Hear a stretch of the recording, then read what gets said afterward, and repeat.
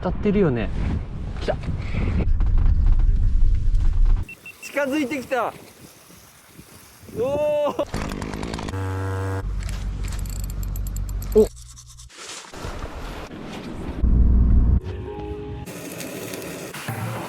なんでしょう。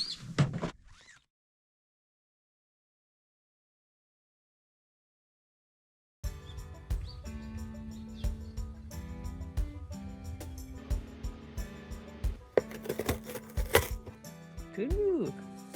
どんな感情なんですか。部のぶっかけです。ご覧ください、このプリップリの麺を。うまい。うん。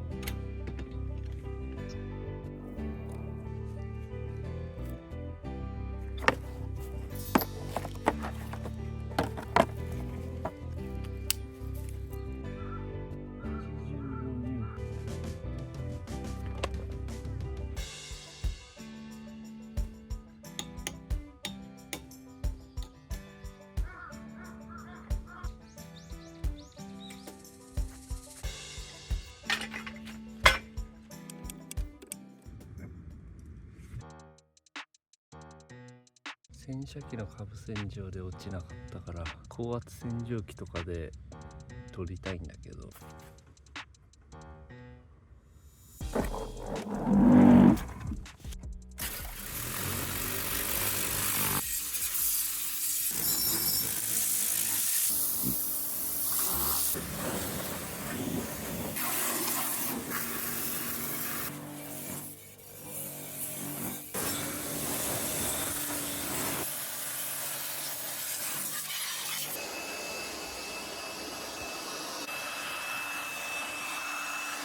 この辺は結局高圧洗浄でも取れなかった。他のところは結構あらかた落ちたな。この辺とかもついてたけど、これ車にも使えるらしいから、この辺ちょっとサビ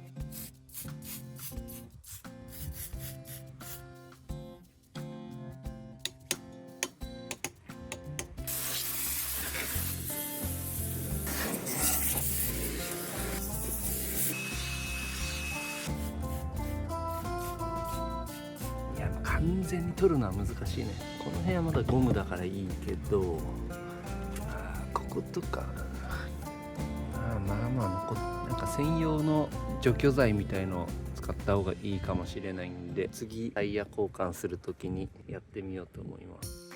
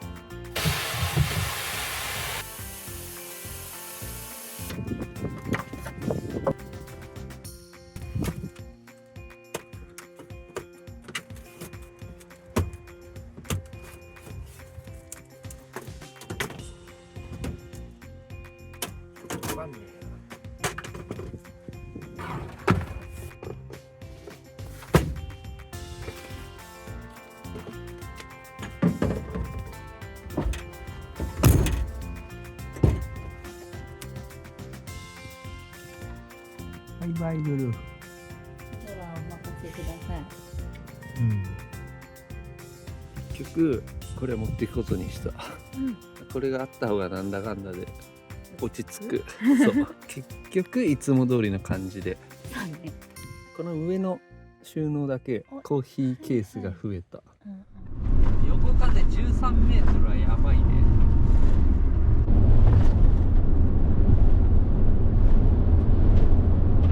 見えたー。もう今下船中か。こんばんは。乗船ですか。はい。 23時20分がはい。乗船時間になります。あ、はい。で、QR コードの乗船券ありますね。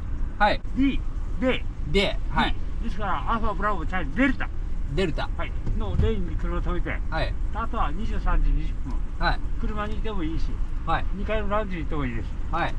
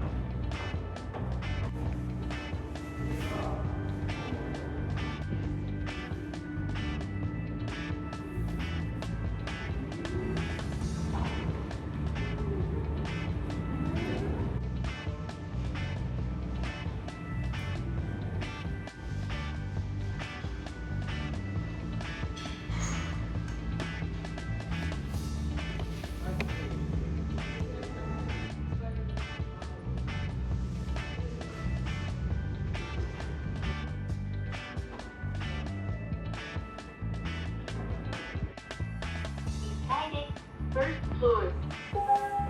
ドアが開きます。Doors are open. はい、どうぞ。はい。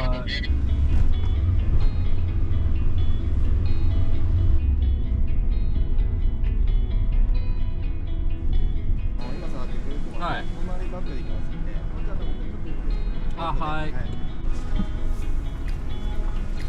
サイドブレーキはしっかりお願いします。はい。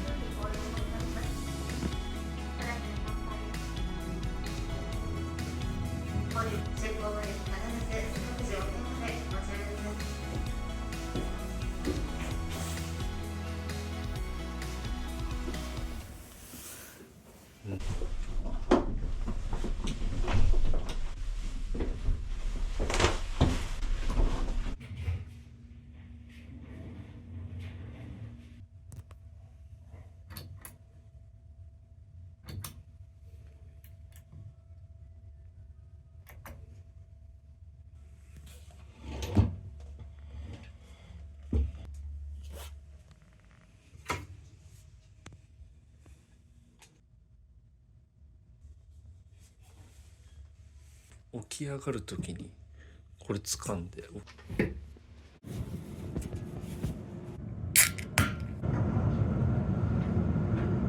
またただいまのお時間をもちまして車両後半は立ち入り制限。 au ユーザーだけ無料なんだ。他の人は1500円。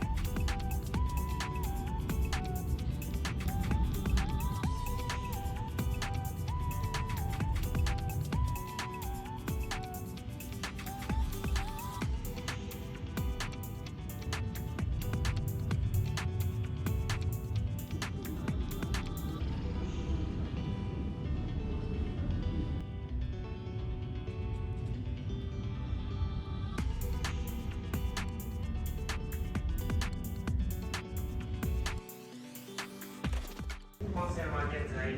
紀伊半島、三重県の県を投稿いたしま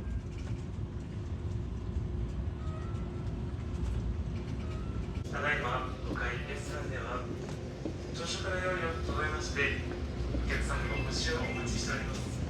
お客様のお越しをお待ちしております。朝食すすらすの上の気軽にご利用ください。本日のレストラン買い物ご両替などございますお客様、どうぞ気軽にご利用ください。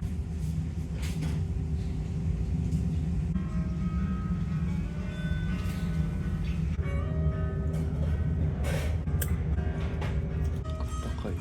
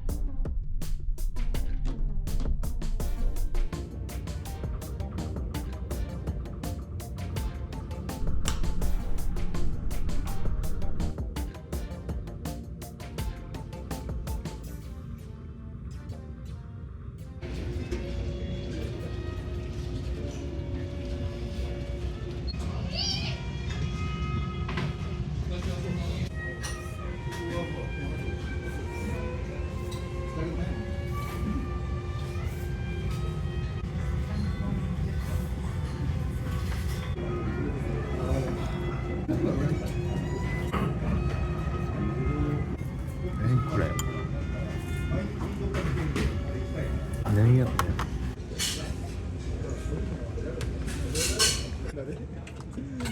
使ったね。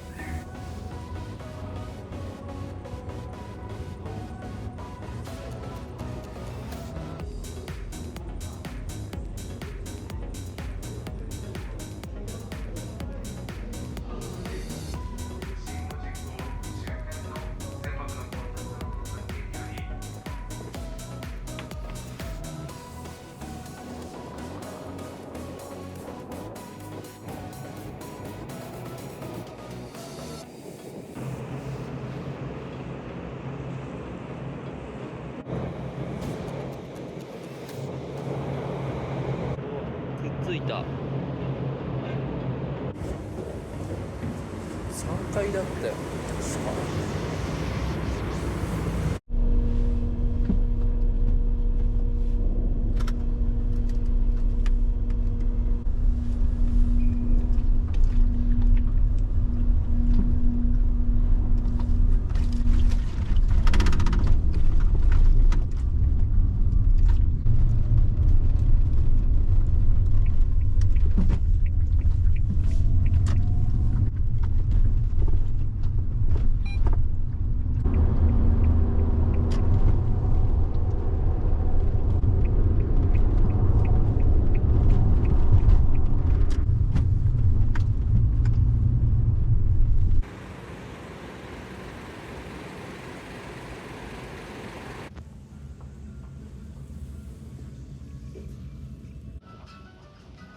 秋状況も見れる。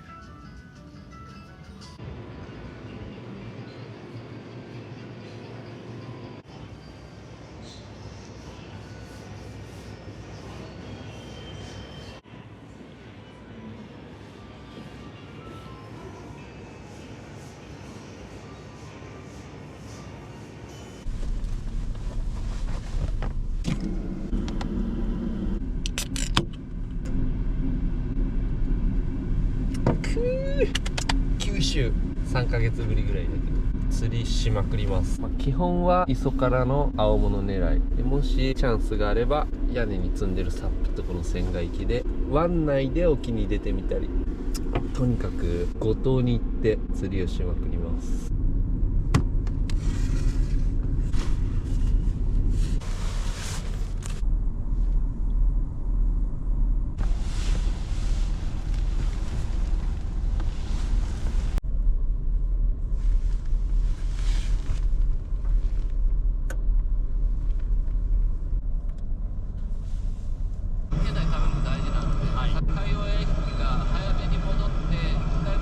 すごい。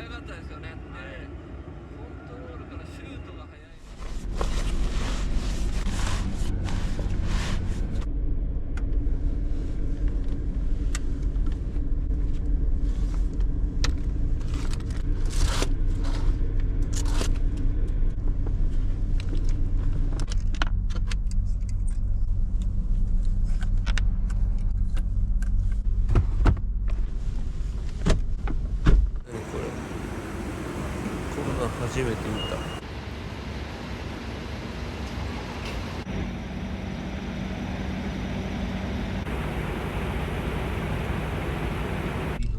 釣りハイエースです。炭酸だったか。寝ちゃったわ。バイエルンセルティック引き分けでバイエルン。モナコベンフィカはベンフィカで博多のガストに向かいます。東冷えって昔海子と電車で行った時に恵比寿に見間違えて漢字が似てるからそれで覚えてる。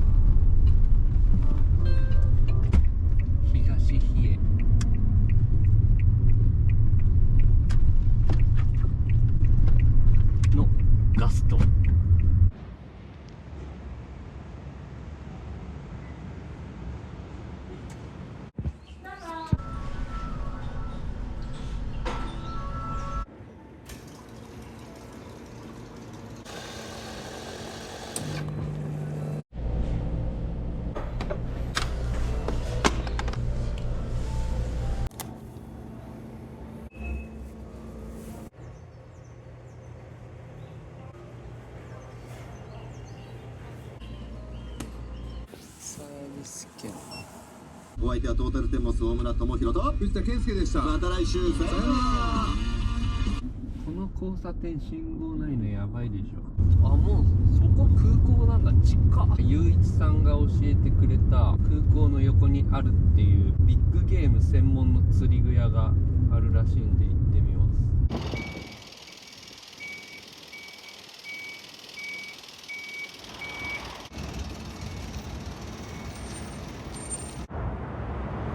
11時からって書いてあったけど、もう開いてんのかな。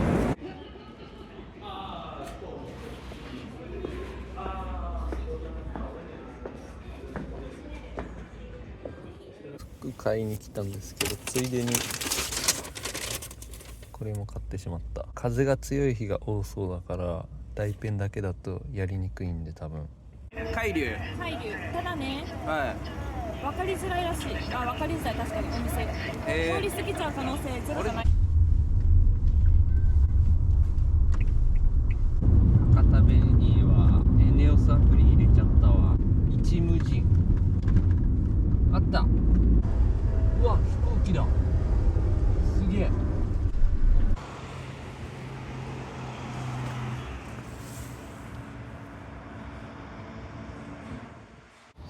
うわ、行列ができてる。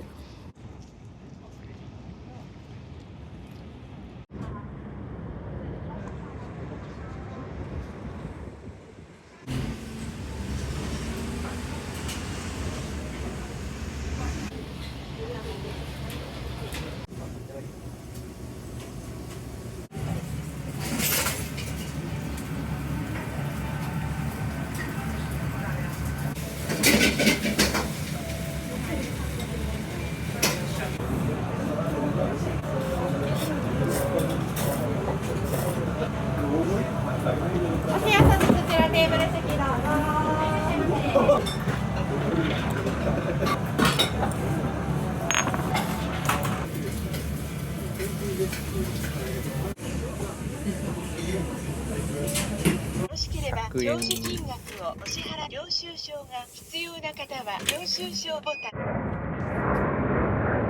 やば。近い飛行機。関係だとしたら結構いる。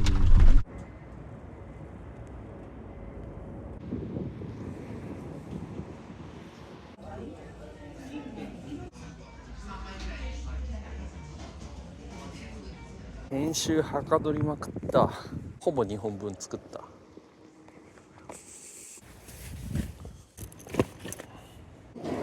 こっから20分のフェリーターミナルの真横にある港の湯っていう入浴岩盤浴食事散髪できるところに行きます。さっき電話でフェリーに確認したら、車両の預けは9時から9時20分の間って言ってたんで、9時にはそこを出てターミナルに行けるようにします。5、6、7、8、4時間ぐらいのんびりしつついろいろやります。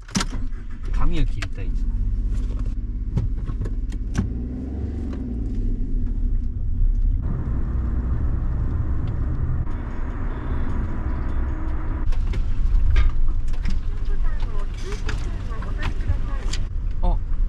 ここに1個だけ空きが。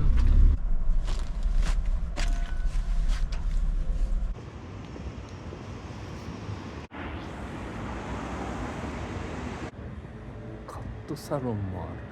そこがフェリーターミナルだからギリギリまでここに入れる。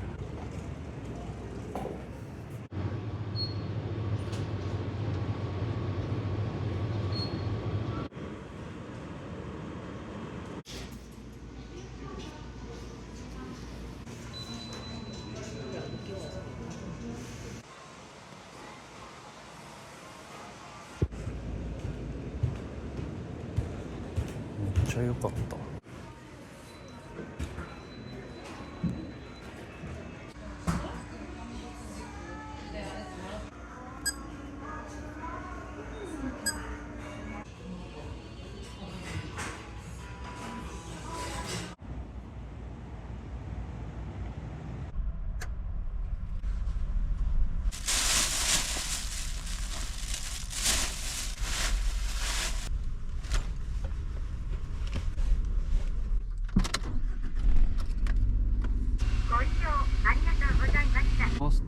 か露天風呂が最高で、天井に布が貼ってあって、その布が結構剥がれかけてて、それがなんか東南アジアの雰囲気醸し出しててめっちゃ良かった。東南アジア行きたくなってきた。野茂商船はどこ？あの人に聞いてみよう。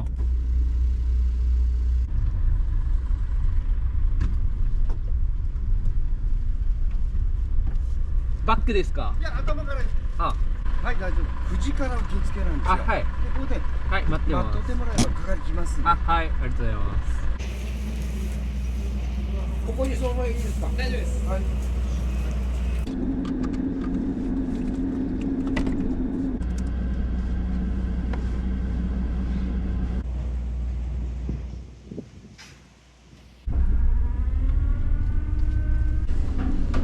白いトラックですか？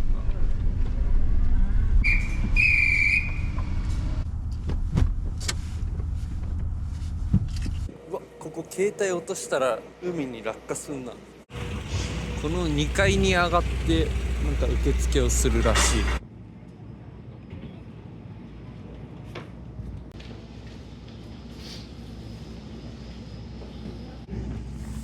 ネットで全部やったけど書くんか。あ、書くんか。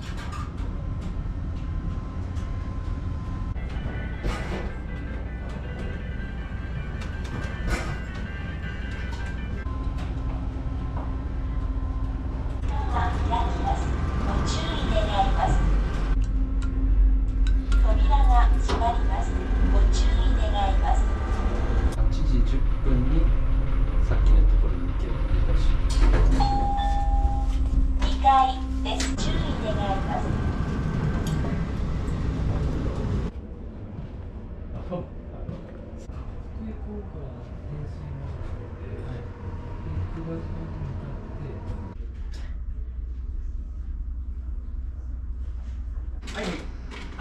じゃあちょっと持っていきます。コンビニ行きます。このままこの人。あ、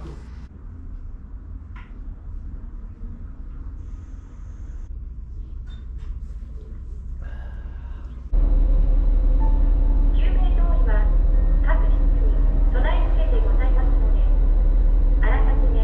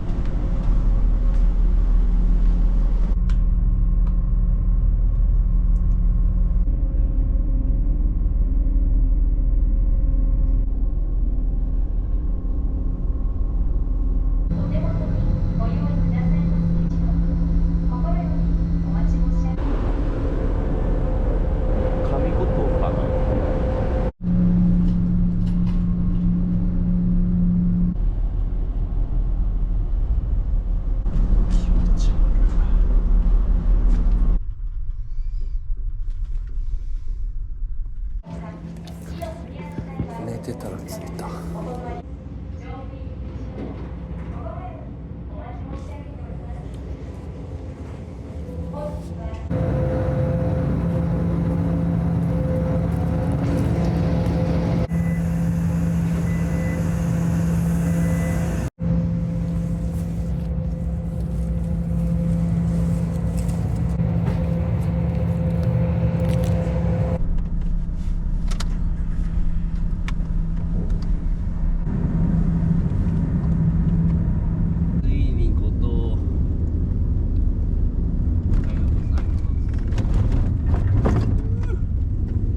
ついに福江島に上陸。まだみなぎってない、そこまで。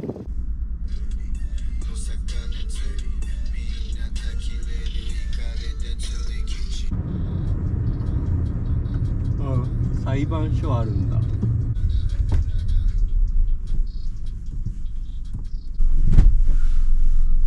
りあえずジョイフルで作戦を考えるかな。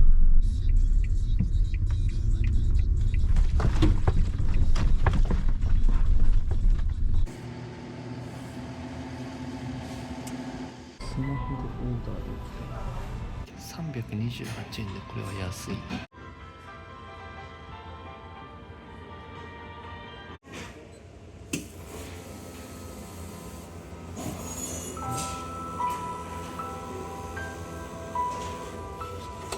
こっちか。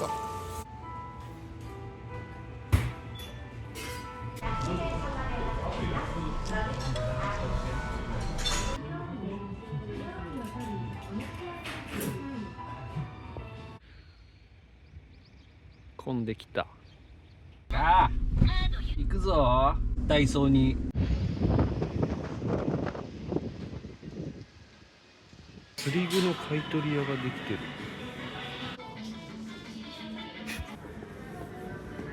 キンプル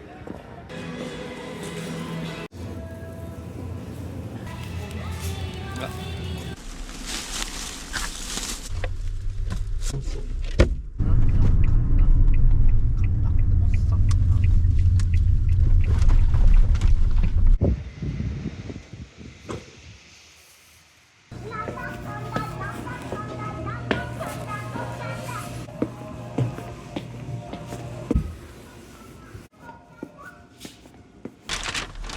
買い物が済んだのでサンサンで昼飯。トゥギャザートゥギャザー。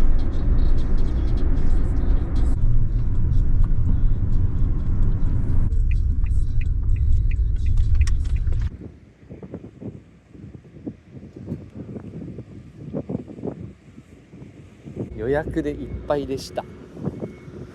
おかみさん覚えててくれて嬉しい。あとはサンさんの五島うどんが食べたかったけど、うまかっちゃん行きますか。じゃ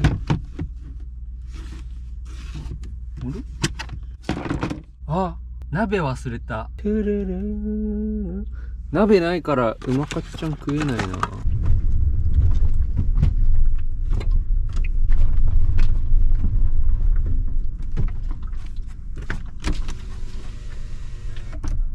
貸し切りですか？あ、一人なんですけど。ありがとうございます。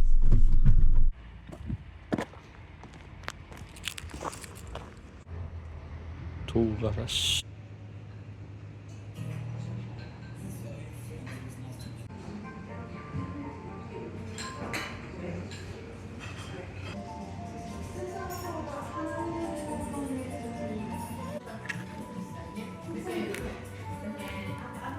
何が人気ですか？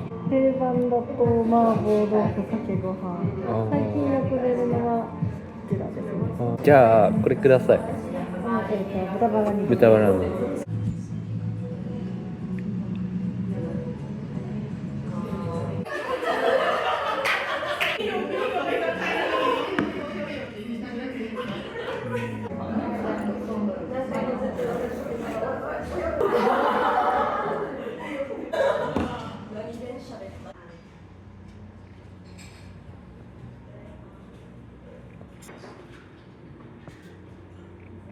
食べるラー油ゲット。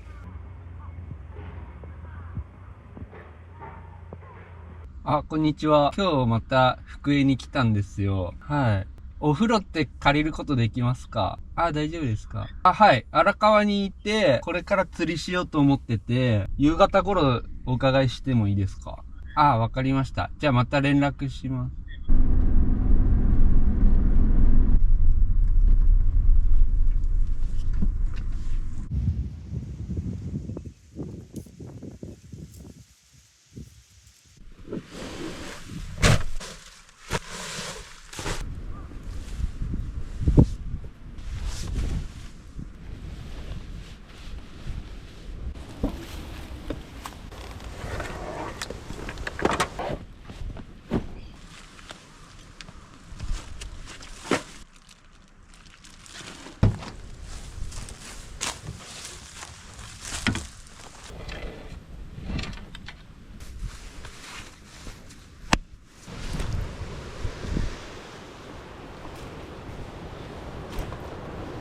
こう爆風吹いてるけど、これ堤防のこっち側なら多分大丈夫でしょう。とりあえずサビキ釣りをやってみよう。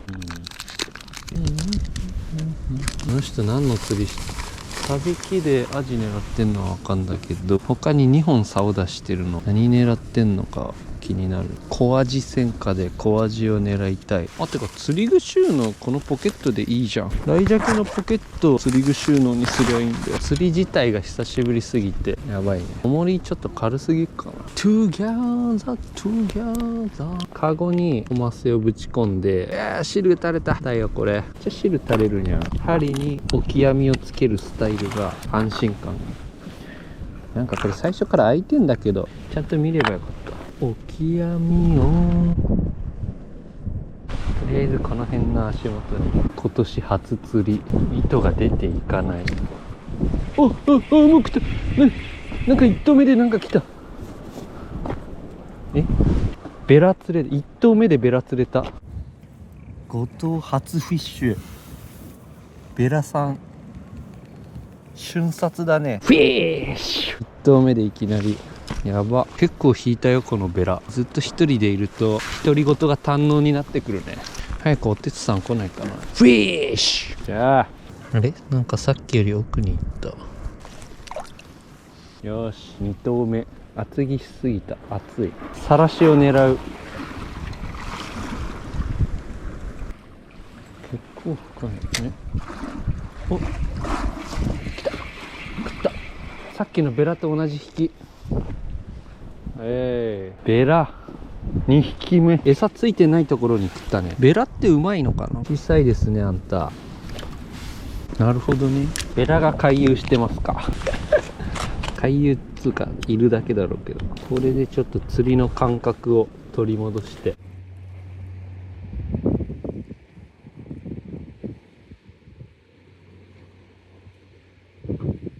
ベラに用はないのでベラをリリースします。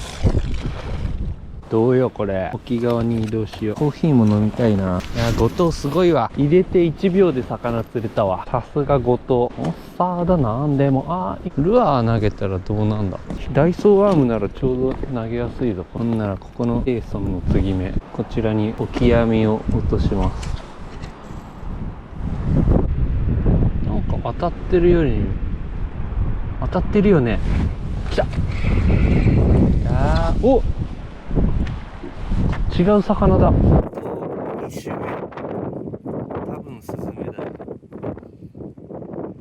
かわいいなこいつ。こいつ泳がせたら面白いのかな。多分風上側は無理だな。重りが軽すぎる。もう来た、もう来た。結構強い。ベラだ。最初のやつよりは小さいかな。俺の子よりちょっとでかいぐらいか。なんかシラス、小魚の上だ。釣れる釣りは楽しいね。そこの方まで沈めて。来たよ。またベラだ。ベラはちょっと飽きてきたな。めっちゃ歯鋭い。おもろ。ベラの魚影がずば抜けてるね。こんにちは。ベラがいっぱい釣れました。ベラなんもないよ。アジ釣りたいんですけど。アジ釣ろうとるけど一匹もない。餌のためのアジを釣ろうとすると大体釣れないんだよね。こっち、風強っ。いやー、やろうとしたら風が強すぎて。人の顔が根がかり弱すぎるよ。そうなんですね。あそこの真ん中あたりでベラの20センチぐらいのが20匹ぐらい釣れたよ。ベラ食べたんですか？食べないで25センチぐらいの型の犬がおったよ。そんなでっかいんですね。酒好きな人はね、なめろうにして美味しいらしいよ、ベラの付近。そうなんですね。アジ釣りをしたけど全然釣れん。アジ釣ってそれでイカを釣るんですか？釣ろう思ってるんやけど、その味が釣れないからどうしようかな。なんかでも小魚そこの辺いるけどな。来た。今日一の引きのベラ。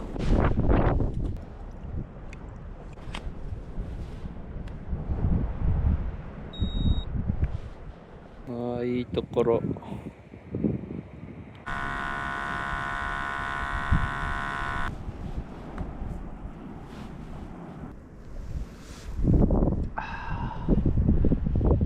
気持ちいい。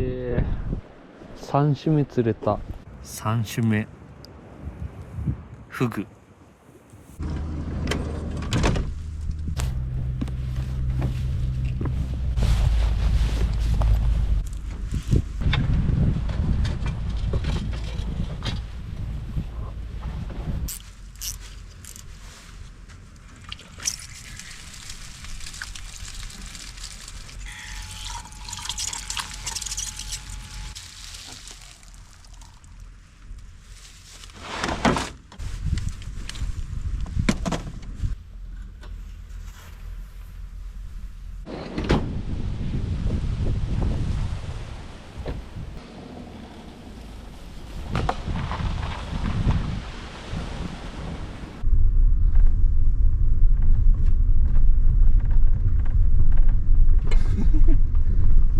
猫ちゃん、猫ちゃん、こんにちは。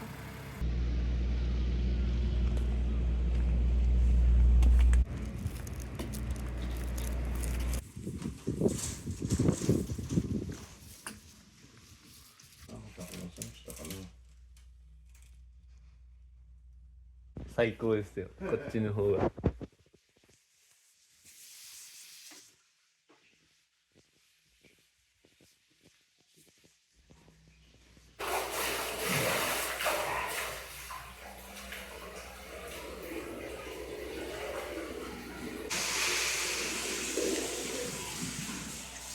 源泉かけ流し最高すぎるわこれ。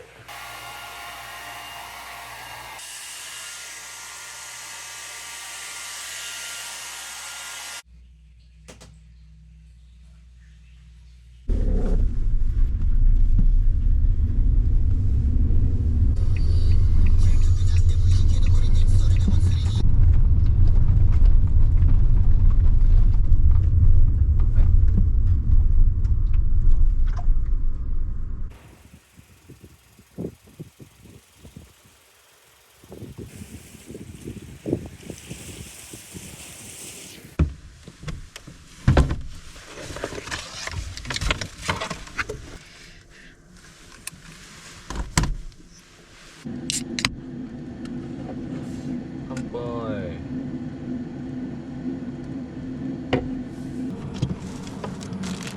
青森産のニンニク398円。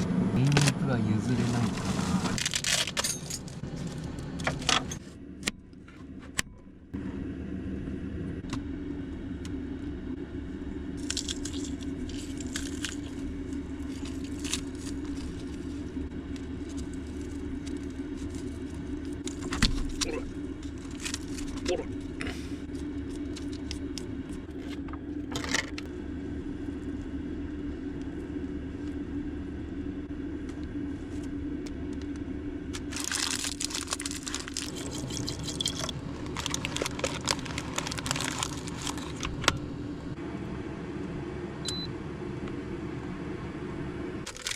あ、これ皿いらない。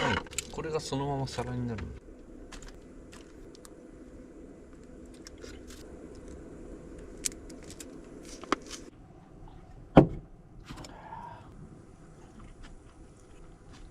面白いのが楽天の電波は結構入ってて、ドコモが弱い。圧倒的に楽天が勝利してる。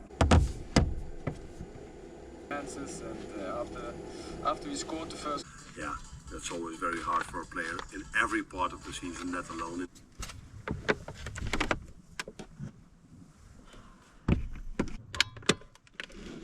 肉。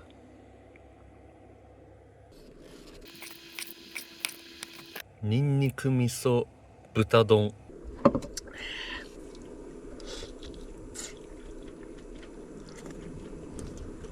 うまい。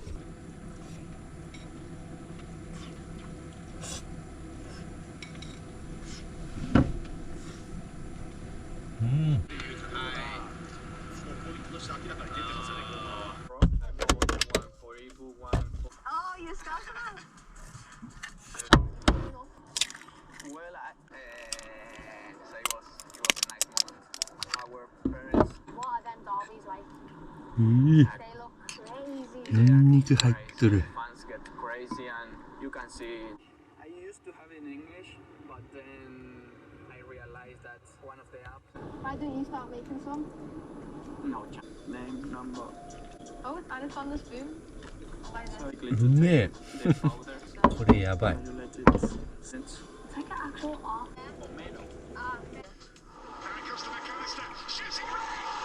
That's the one in Mexico and Poland I just kept. Slightly different than America. Like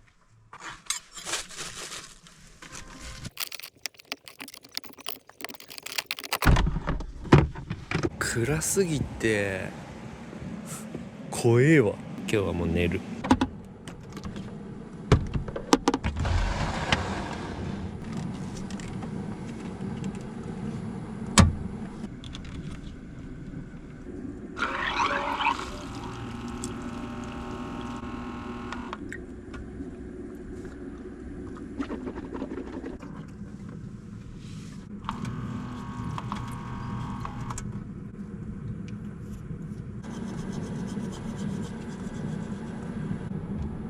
もう12時半過ぎちゃってる。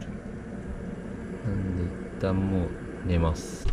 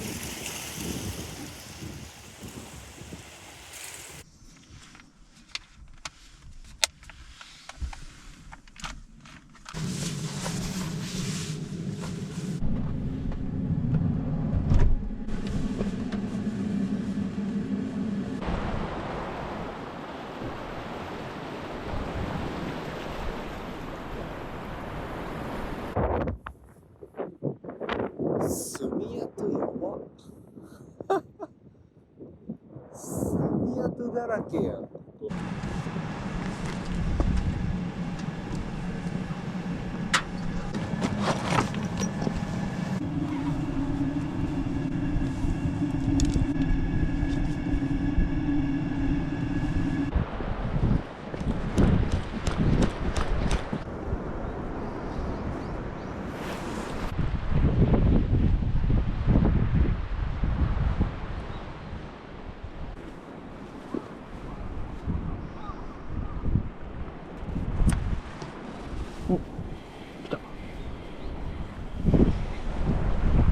ベラー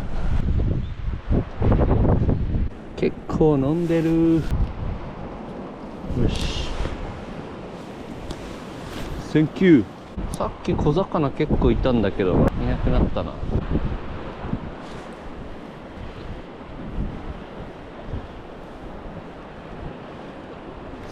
お、サイズダウンベラ。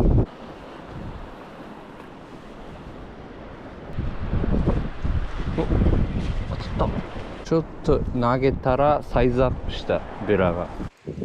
サイズアップベラ。歯が鋭いんで。手袋とか宿で洗うか。今日は宿に泊まるんで、脱いだら絶対こうなるんだけど戻すのがめんどくさいんで。やっぱ先端の方が爪痕多いから、この辺こう。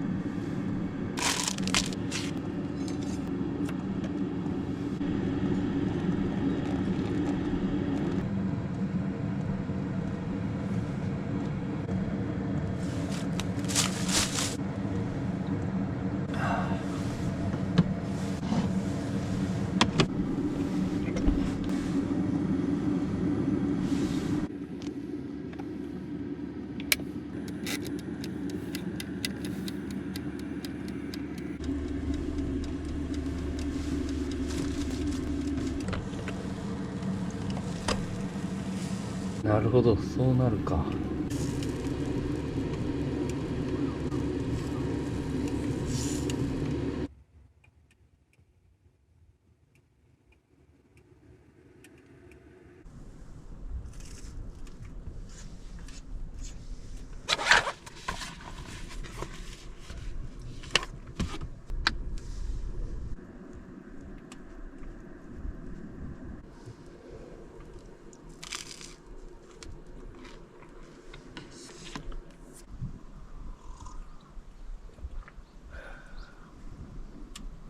めっちゃうめえじゃん。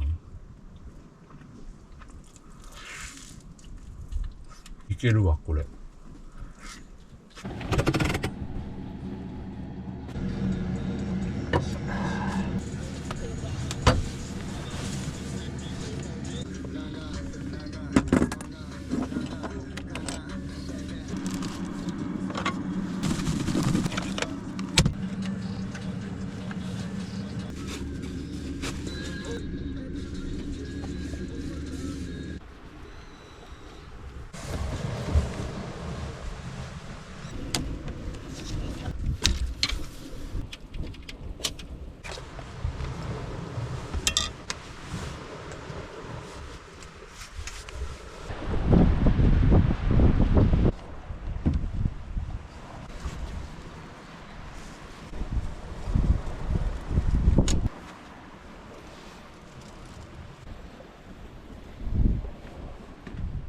おかっぱりですぐ釣りができるようにエギング用ロッドと何でもできるコンパクトロッドを設置しました。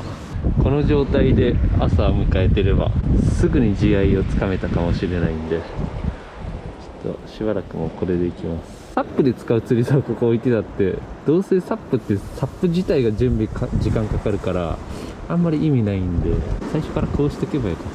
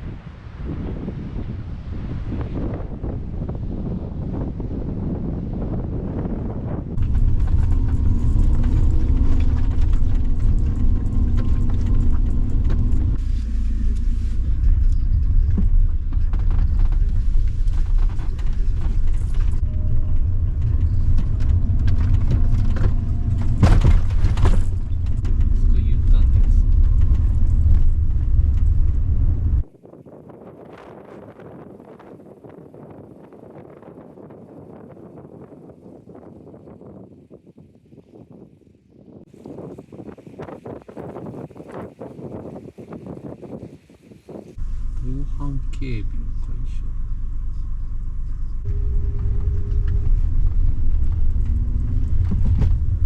電気工事の車。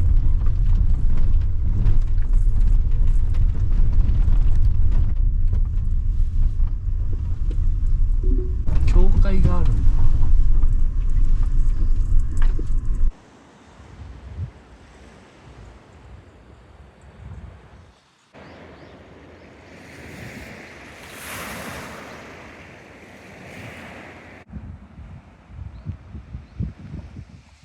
教会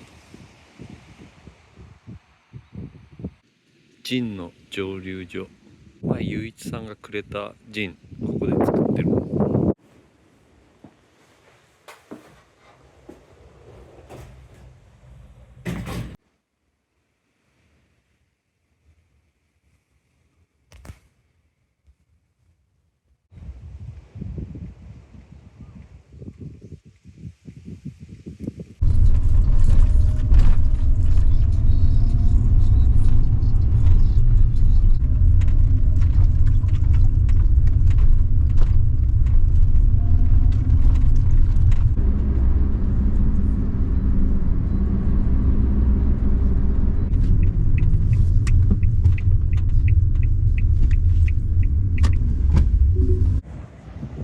福江空港。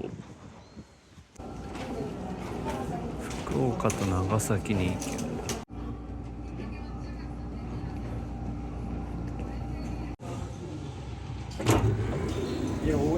おてつ登場。まさかの現地集合。後藤で。いけるいける。エギングちょっとやって。サビキでベラつって。釣りジャンキー。これ電波関係なく流せるから。いいっすよね。松木はあるんだ。この雰囲気だと松木がありそうな感じはしないですもん。そう思ったら松木用が何軒があったんですよね。ダイソーもあるし。五島で一番綺麗なビーチ。あれ寄ってきたかと思ったらこの島も結構猫多いっす。今日の宿。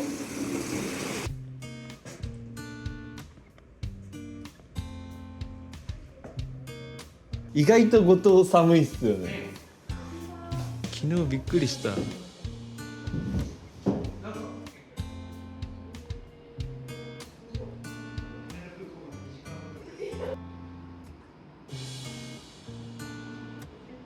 もうなんか調味料がいろいろ入ってる。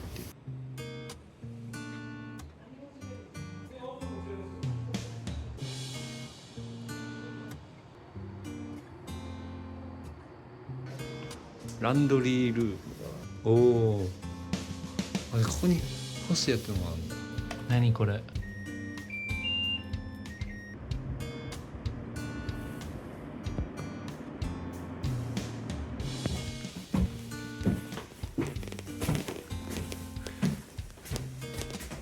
ベッドルームは2、3、あ、トイレこっちありましたよ。永久っすか？特急。特急っすね。オーシャンビュー。めっちゃ繰り広げてるし、リーダー結んでるんですか？そうです。1メートル30センチまで。それ振り切るぐらいの釣りたい。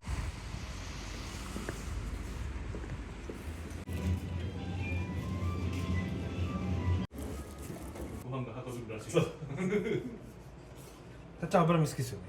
はい、大好き。いただきます。カツオピークにお土産もらった。横須賀海軍の横須賀海軍やってる。駆逐艦みたいなやつ。こんにちは。おやすみなさい。おやすみなさい。おはようございます。入荷待ちだ。やっぱ入荷待ちってなってます。おにぎりコーナーは。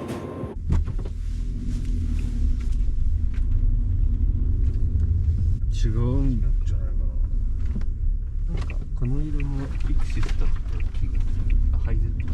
全然暖かくない。これ缶の方が温まりやすいかな。とチャーシュー忘れましたね。あ北海道が効いてきた。味でいらないんですか？大丈夫です。痒くなっちゃうんですよ。だいぶ早く到着。あ、これっぽい。あ、これだ。これセイコーマルだ。これっすね。あ、ぽいっすね。なんか幸せみたいなの書いてあ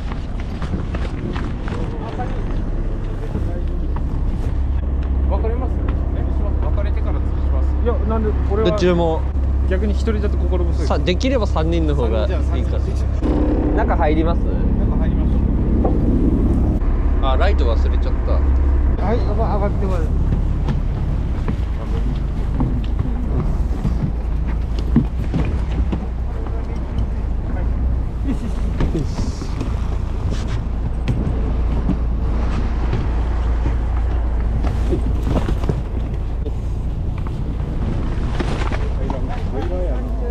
はい。お、広い。9時半ぐらいに見回り来ますんで、はい。つけて頑張ってください。船長若いっすね。めっちゃ広い。ここ背止まりできそうっすね。欄干できるんじゃない？できそう。取り残されましたね。そうっすすげえね。ちっちゃいそれ。ちっちゃいや、いのに明るくないちっちゃいけどこれすぐ電池なくなるんですよ。だから前の背止まりの教訓はこれはダメってことです。電池交換式にしないと。それかちっちゃいポタ電を持ってくれば。そうっすね。これ新品じゃないですか。新品っすね。ありがとうございます。別注ヒラマサをもらった。めっちゃ広いわ、ここ最高じゃん。サザエ島のここにいるんだ。これ一番良さそうだね。潮動かねえな。1投目。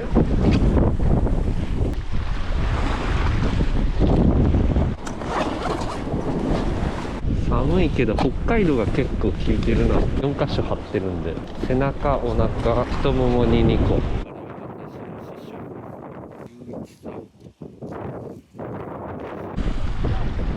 え、出た？いるか？ゆういちさん目いいんだ。うわー、やばいやばい。うわー、あー、近づいてきた。おお、マジ？片付けちった。トップ出た。見ました？見てない。見ますよ。てか船見えねえし、俺もやろっかな。触ったんですけど針にかからんかったんです。マジっすか？ここにちょろちょろベイトがいるんですよ。へえ。これについてますね。あ、見回り。船来たな。お迎えですね。来ましたね。俺ちょうどしょんべんしてました。本当ですか？俺下向いてました。ちょっと希望が出ましたね。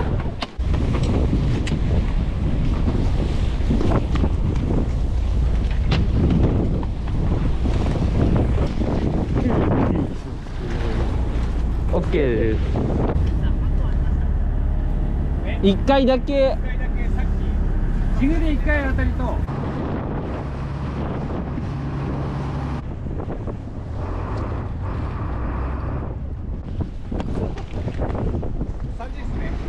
大丈夫です。やれそうです。はい。気をつけて頑張ってください。めっちゃ足場いい。あ、ここ風ない。あ、めっちゃいいじゃん。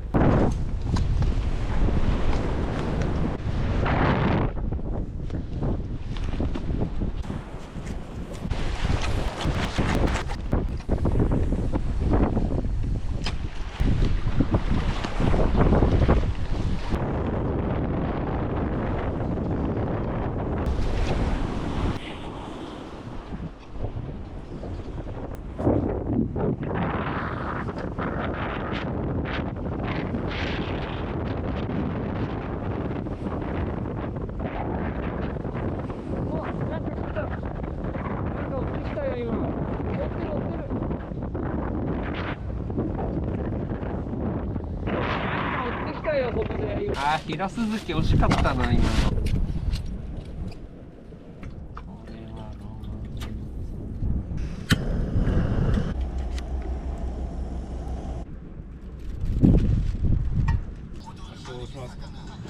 すでにあったな。どうしましょう。明日風強いんですもんね、今日より。明日ゆういちさん大丈夫なんですか？おそらく大丈夫。鳥チャンス来ましたよ。鳥チャンス。鳥チャンス。鳥たまに狙ってきますよ。来ますね。買った。冷たかった。なんかあんまちゃんと沸騰しないっすよね。あ、そうなんすか。多分アルミだからかな。カツオドリが突っ込んだ。これだけです。6キロぐらい。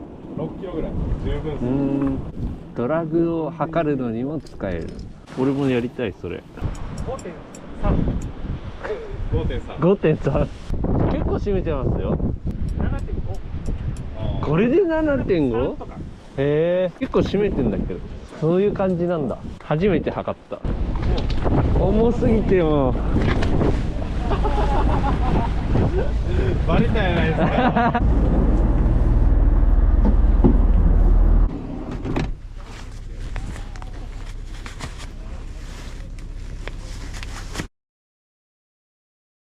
ああ、最高。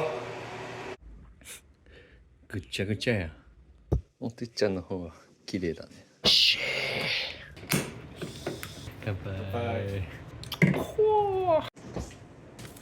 肉釣りからの風呂上がりからのビールとチャーシュータレを最高。ゆういちさん帰っちゃったのもったいないよね。もう一回いきますね。せーの。ああ、ダメだ。どんな刺さり方してんの。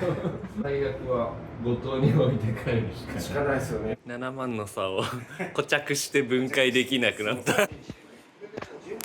車中泊の余り物で作った。ありがとうございます。乾杯。これオーナーの娘さんがデザインしたらしい。中学生の。かっこいいっすよね。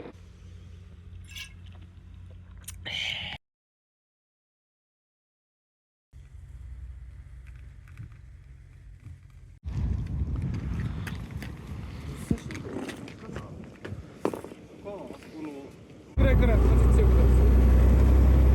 そうっすね。頑張ってください。クイ釣り。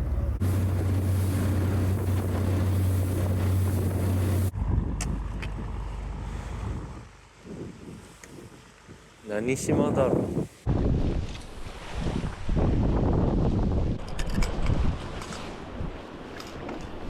ゆういちさんの奥さんがスパムおにぎりを作ってくれて、いただきます。腹減っちゃった。うまっ、卵が入ってる。バックロットに4000番のリールでダイソーワームとか小さいルアーとか投げたら面白いかなと。昨日より気温が2度低いらしいから。追ってきました？追ってきました。なんだろう、青物っすかね。よそ見してたんですよ。ほ反転してくの見えたっす。うなんだろう、いいっすね。魚がいるってことが分かるのも、そう違う、全然違う。スパムおにぎりめっちゃうまかったっす。もう食ったんすか？食った。大きい磯ライトタックル。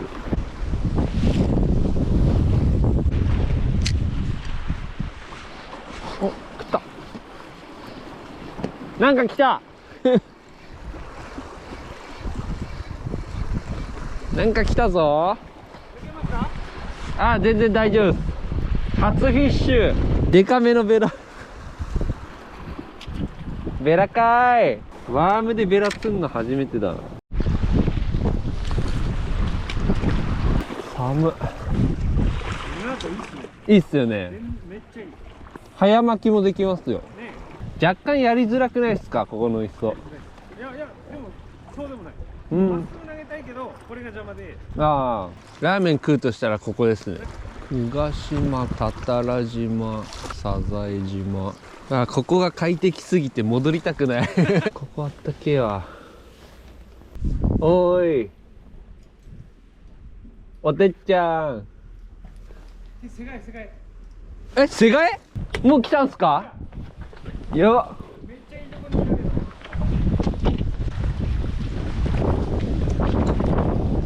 ど。あったけーとか言ってたら。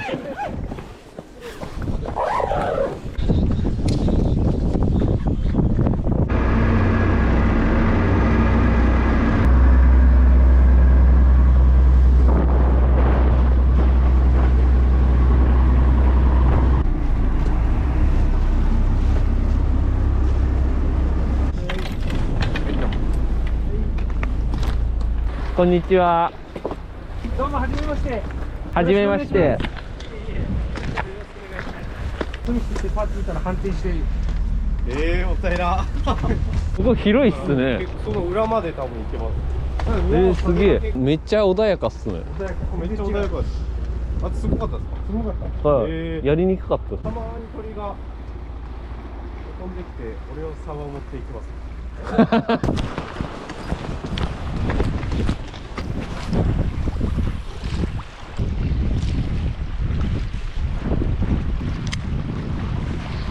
お、食った。なんか食った。なんだ？何これ？変なの釣れた。かわいいの釣れた。誰ですか、あんたは。なんか笛吹き台にも見えるけど、ちょっと形が違う。カサゴが釣れた。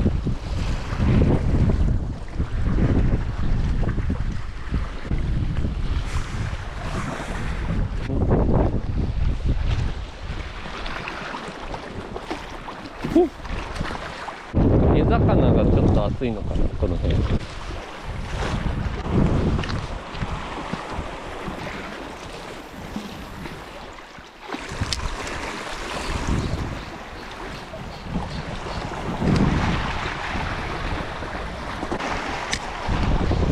お、食った。結構強い。カサゴちっちゃいね。なんかね、リリースサイズだよ。五島のカサゴだから最強のカサゴってことだ。最強のカサゴ。かわいかね、あんたね。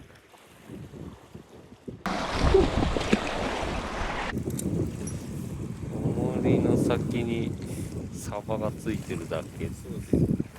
重りがボルト。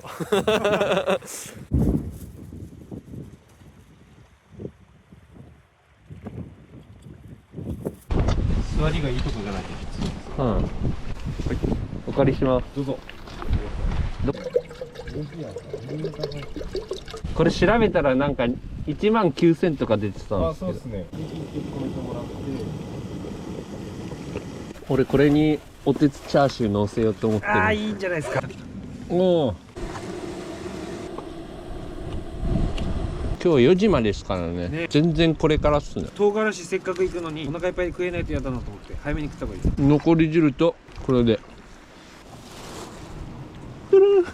力待ってます。風向きがところどころ。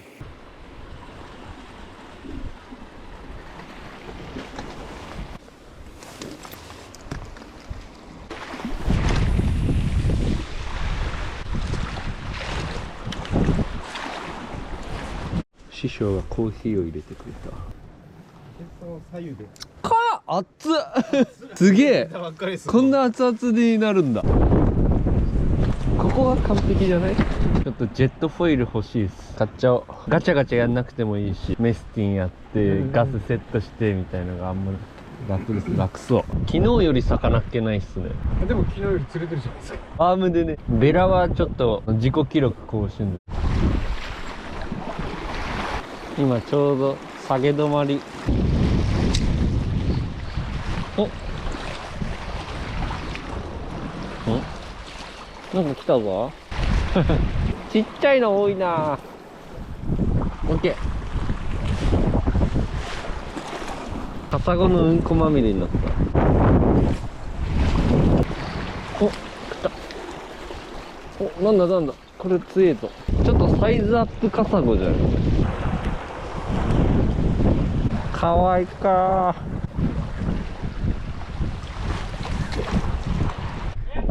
ベイトがかかった。超マイクロキビナゴ。お、来た。釣ったやつあんた、もしかして。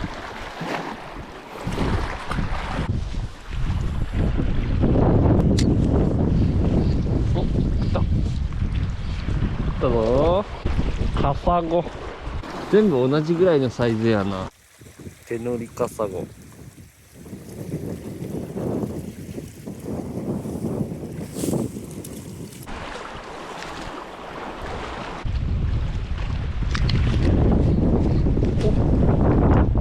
あ、根がかりか。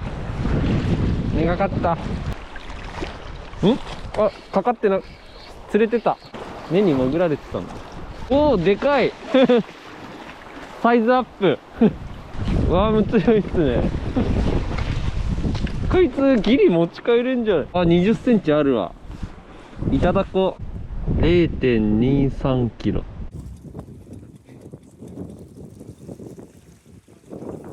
うわ、なんかトミが取ってった。あるんですよ。あ、本当だ、肛門に刺さってる。じゃあ長田行ってハーミットクラブ直行しますか。はい。だそれが一番早い気がしてきた。考えたら、風呂入るよりシャワー浴びてチェックインして唐辛子行ったら多分ちょうどぐらい。1匹ぐらいかかると思ったんだけどな。そうですね。普段はこんなに寒くないですよね。こんな寒くないですね。そうなんだ。何日かすげえ風ない日があるんですよね。ね。27とか1日とか。迷わず姫島に行った方がいいです。アビルさん、そうしようかな。ずっとなんか福江島行ってもいい気がする。フェリーが取れれば、今上五島から佐世保のフェリー取っちゃってるから、はいはい。福江から長崎のフェリーが3月2日ぐらいに空いてれば、それありっすね。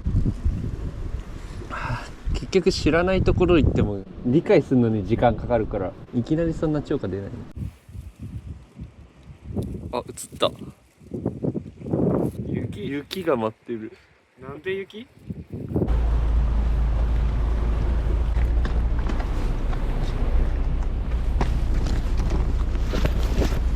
大物が釣れました。魚釣れなかったよ、猫ちゃん。猫ちゃん。魚釣れなかったよ。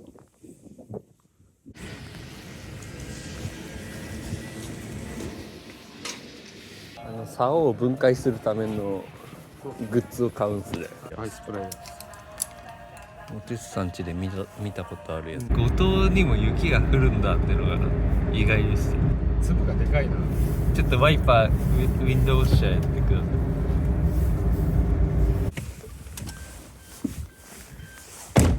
今日の宿ハーミットクラブ。どういうことこれ。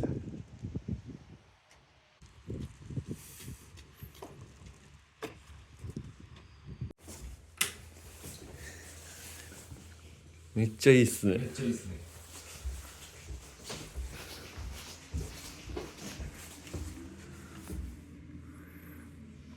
洗濯機100円カンパ。100円カンパ。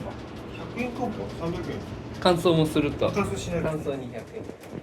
100円どこに入れるんですか。力入らんもんねこれは。こっち側が。こっちも回された。力入れるんや。固定やろ。どっか固定できる場所。なんかどう頑張っても取れなかったんですよこれ。昨日。思いっきりいってますよね。でもこのまま車の上積んで運んでました。取れた。なんか保育園だったって言ってましたね。唐辛子。ここね横スライド。おてつが師匠の車に入ってる。乾杯。乾杯。いく。いいのいいの。乾杯。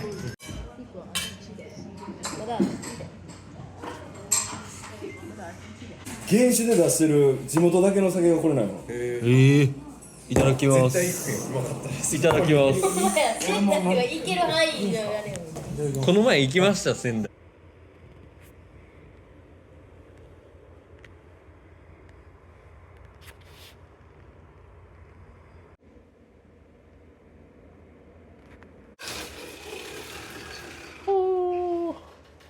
夜ビュンビュンでしたね。風。今日は爆風の予報だから。なんか予報よりはひどくなさそう。へえ。最高の仕事環境完成しちゃいました。こ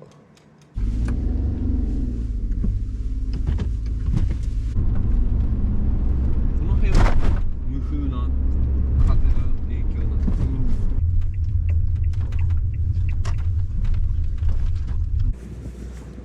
サンサン。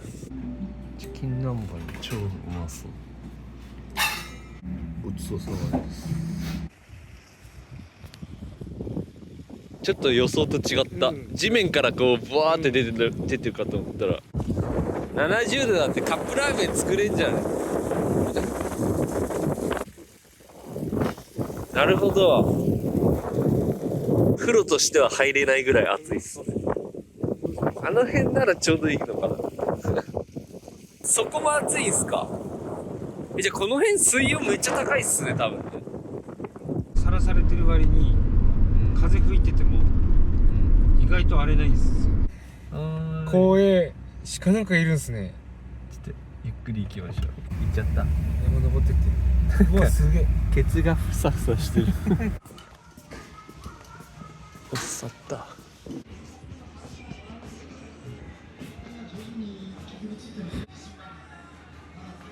ハーミットクラブ飯。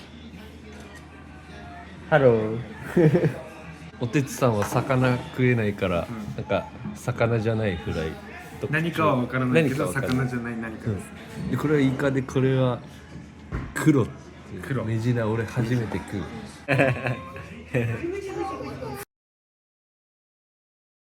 そろそろ本気出さないとならないです。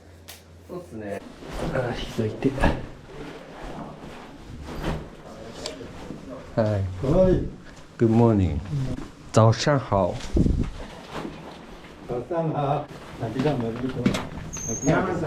平間さん。はい、頑張れ。頑張りましょう。昨日コーヒーくれた人。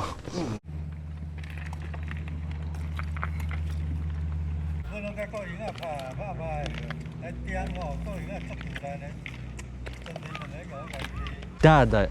ダーダ言う。加油。頑張れ。じゃあよ。頑張れ。大きい魚。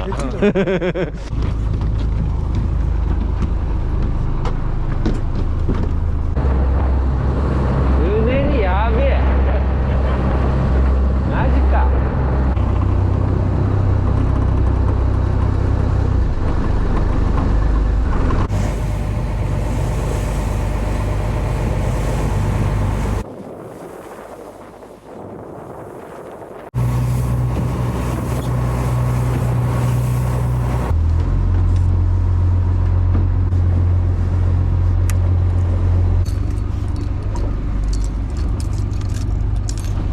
人が三好入ってもう一人はここからです。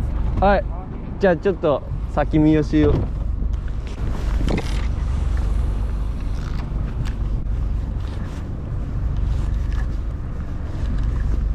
下がるのちょっと怖いっすね、こけそうで。佐賀の島27メーターどうぞ。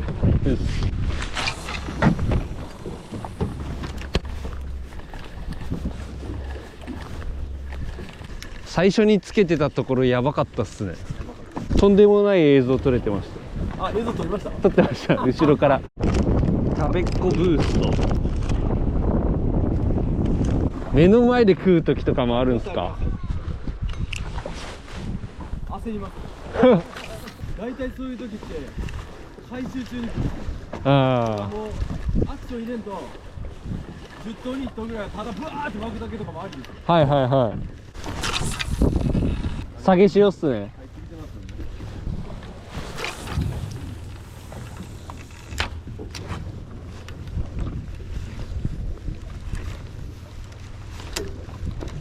お、来た来た出たーあれ、あー抜けたーうわー、よそ見してた。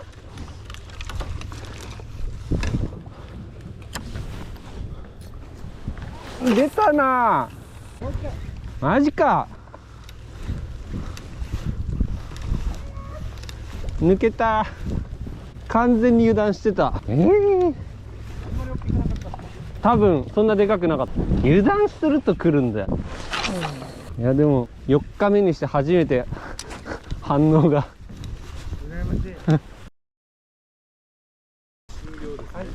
はい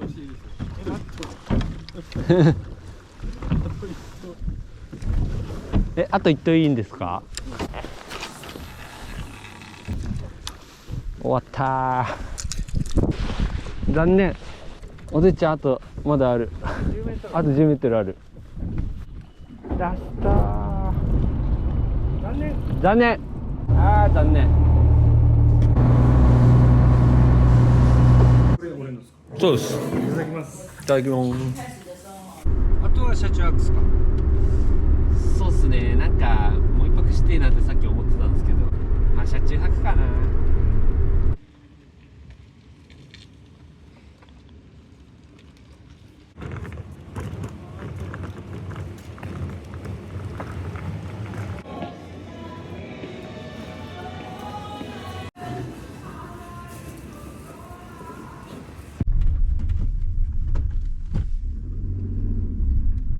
猫ちゃん。にゃお。好吃的鱼。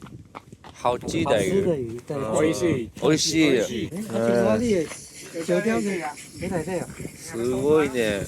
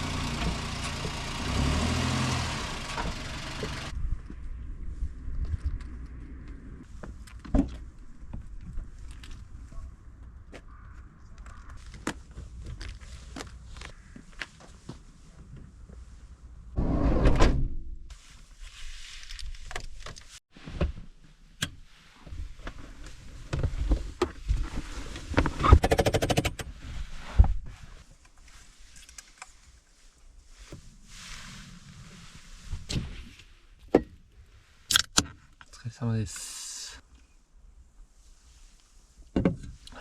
なかなか思い通りにいかないね。釣りって難しいですね。ヒーター入れるほどの寒さでもないんだよな。あ、そうだ、電池買ってきたから、谷田さんの電池入れるか。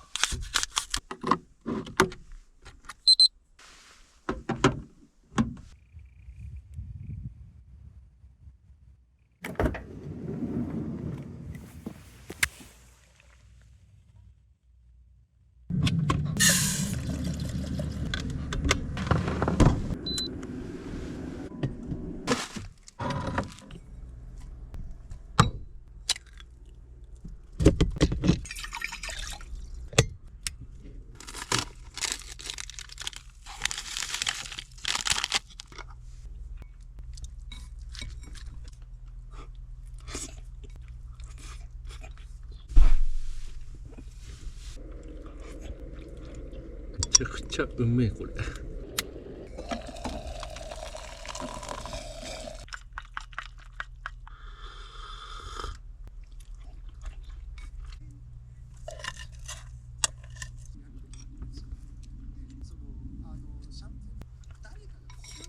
じ状況だとリバプールはもう 2,3 人がサイドバックをさ助けに行く使わないとそういうことだ。そこをシティのセンターバックが気にしてできたらゼロトップが見栄えよくなんか話題かもしれない。もっと走ってた試合もあるんだけどね。また試合がやってみたいな。超えてバンダイクとコナンで超えて。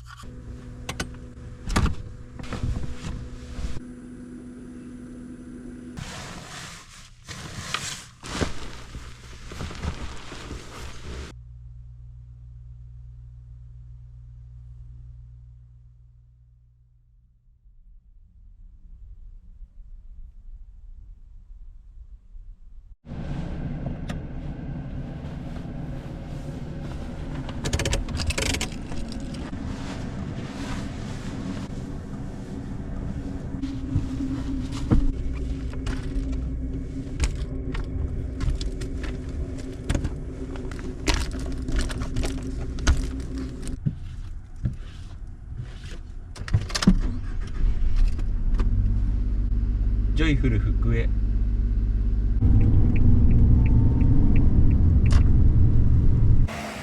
今日11時からか。マジか。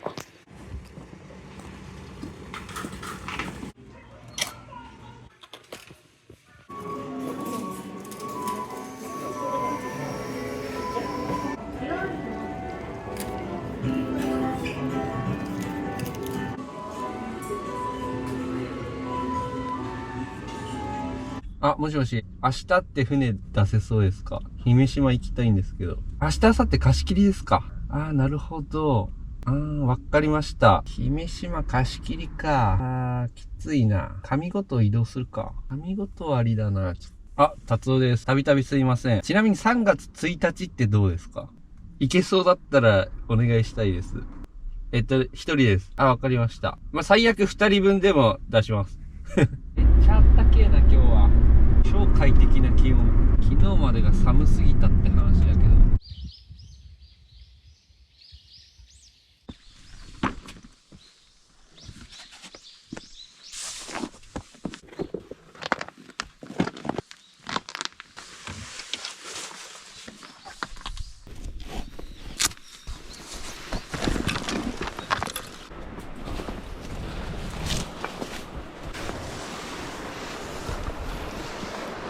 絶景。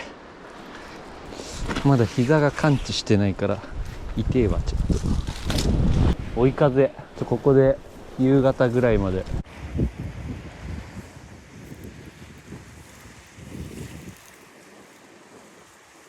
なるほど、濡れないといけないね。あそこは満潮だったらもう無理だね、あそこは。やっぱジーソは自由でいいね。最高。帰りたい時に帰れるし。あっちの一番風下の端っこに行ってみようかな。昨日当たりのあった別注。平正の髪跡はついてないんかな。あっちもジーソなんかな。なんか人がいたんだけど。トゥルルールール。あったー。終わったかと思った。これないとマジで指きついから。あの周りとか平鈴木いんのかな。追い風最高。左に流れてる。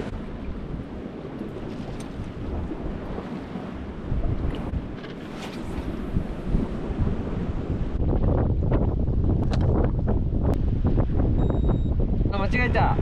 水のままやっちゃった。2秒押しだったのに長押ししちゃった。水エスプレッソが出てくるのかな、これ。どう？水エスプレッソ、これ普通にうめえんだけど。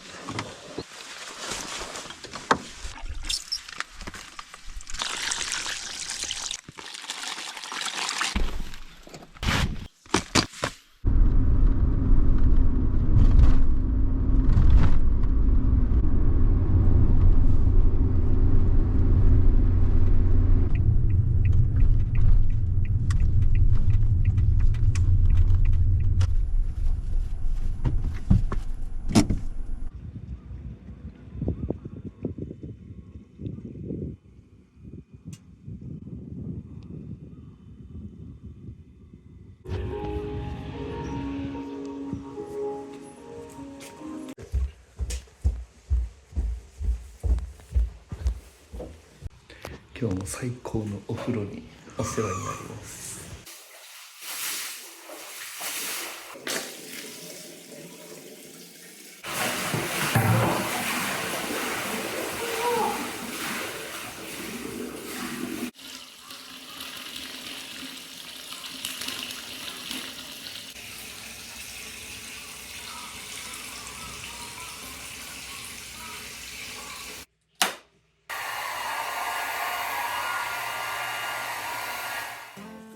めっちゃいい匂いする。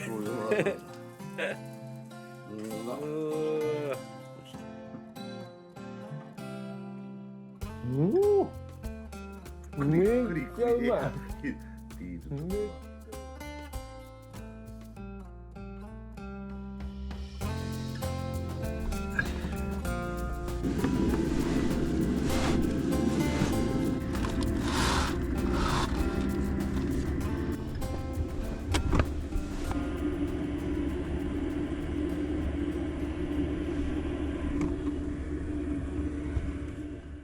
歯磨き忘れてた。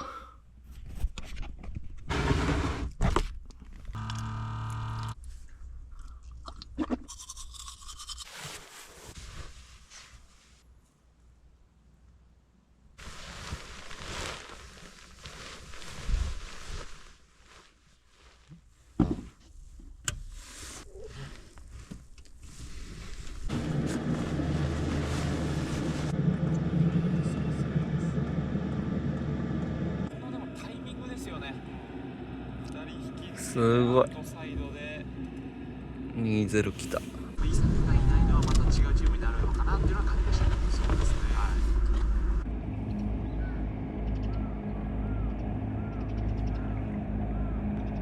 お、あれ竹中さんじゃね。釣れてるかな。なんか釣れてる。カマス。あ、おはようございます。カマス。おはようございます。言いますね。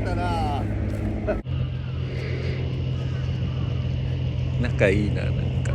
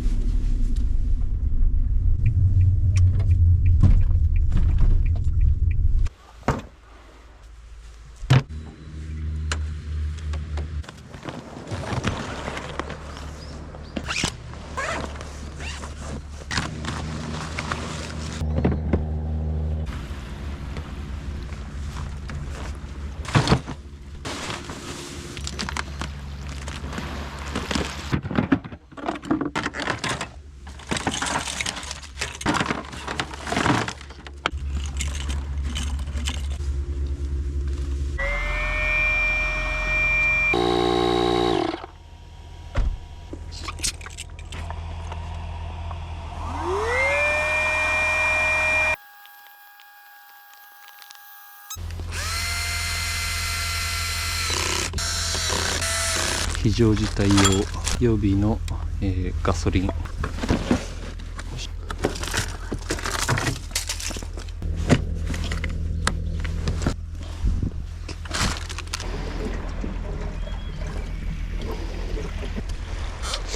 つくかな。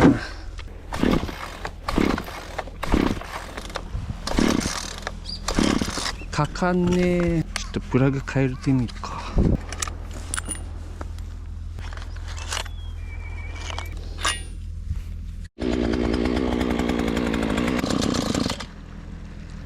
よし、かかった。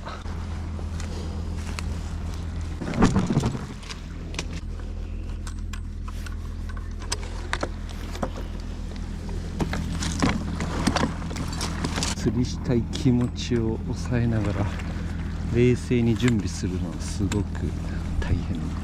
あら、かけちゃったら嬉しいけどまずいですね、これだったら。いや、何も。靴だけ濡れていいやつ。はい。よいしょ。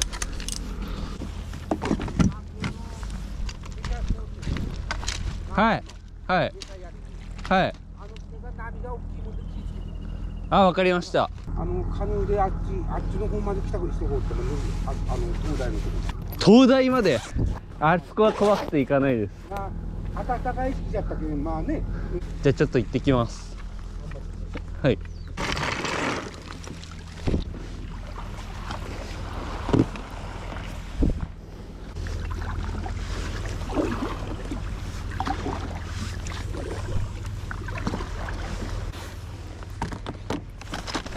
エンジンかかってください。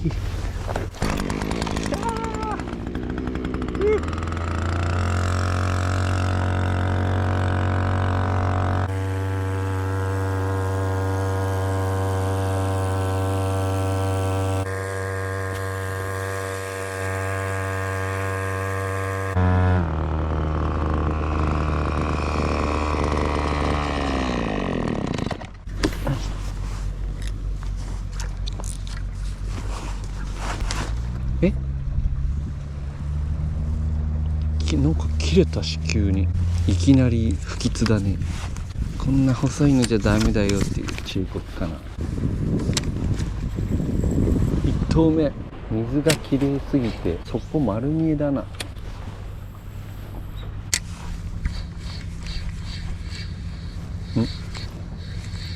お、エソだ。ミニエソが釣れた。五島にもエソいるんだ。なんか違うね、ここ。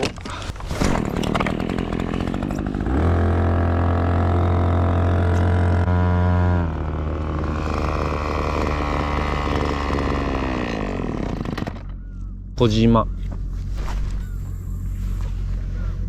結構深いな。ちょっとワームだときついな。全然底取れねえ。こいつ針でかくね。これから潮が下げ始めるのかな。下ロープあんな、これ。ちょっと離れよう。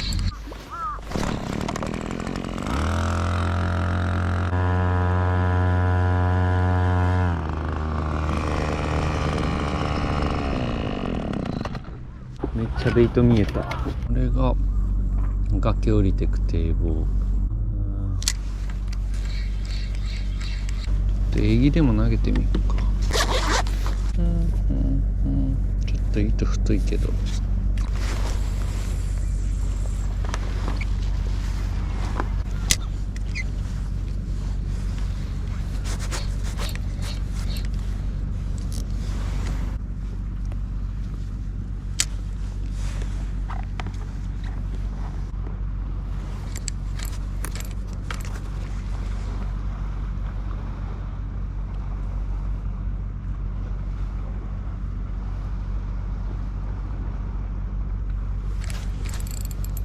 お、来た。おお、来た来た来た。イカ来た。やばい。マジ。やばいやばい。やばい。1投目じゃないこれ。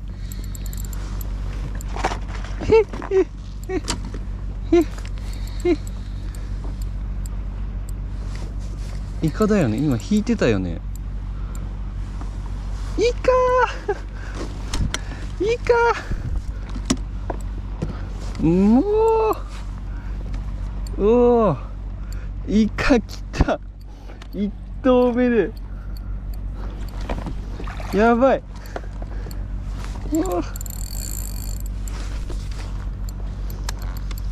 やったー。やべ、おっしゃ、イカ釣れた。1投目なんだけど、やった。おっしゃ。お、危ねえ。めっちゃかかり甘かった。おお、マジか。おっしゃ。やったー、イカ釣れた。マジか。イカ締めるやつ持ってないな。やったー、めっちゃ嬉しい。何これ。手で締めれっかなこの子。やばい、めっちゃ炭まみれ。いいや。さあ、イカ来た。もっとやろう。めちゃくちゃ嬉しい。五島でイカ釣るの結構有名だったから。イカはやばいっしょ。サップ準備頑張った甲斐があったわリバプールも勝ったしイカも釣れたし、今日は今んとこ最高だね。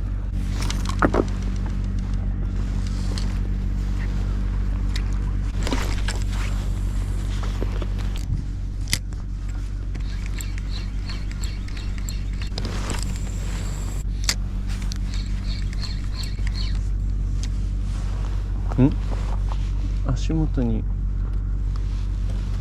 ベイトのようなキラキラが見えたぞ。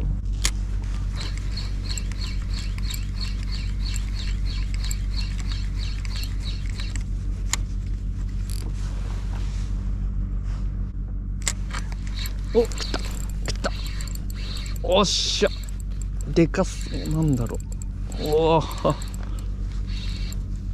おっしゃ、なんでしょう。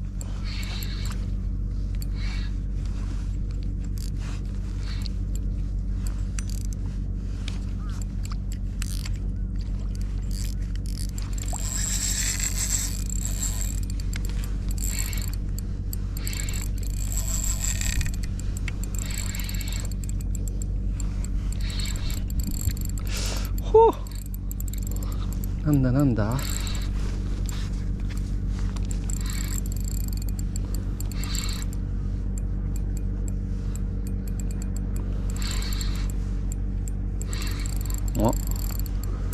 メッキみたい。あ、タイだ。タイ来た。タイじゃん。マダイやったじゃん。タイだおお、いいサイズじゃん。いいとこかかってるわ。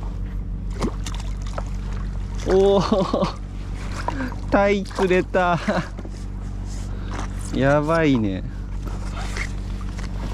やばいっす。いや、やったじゃん。最高です。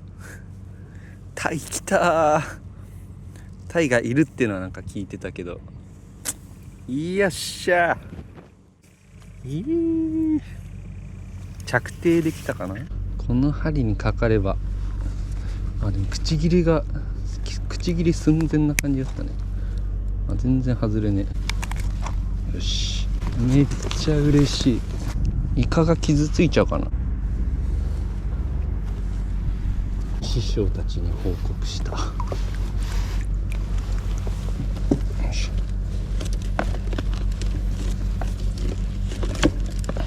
ジグでタイ。もうそこが島山島の先端か。で、あれが佐賀の島。結構来たな。結構チャンス少ないってか、当たりほとんどないんだけど、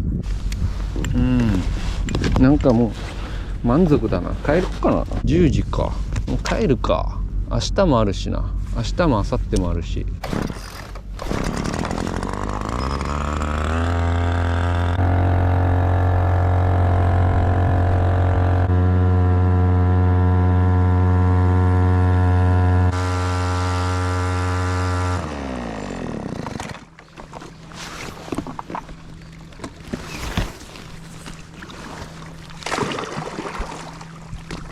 ね、気持ち悪い泡が浮いてる。エンジン熱いから一旦置いといて。いやー、楽しかった。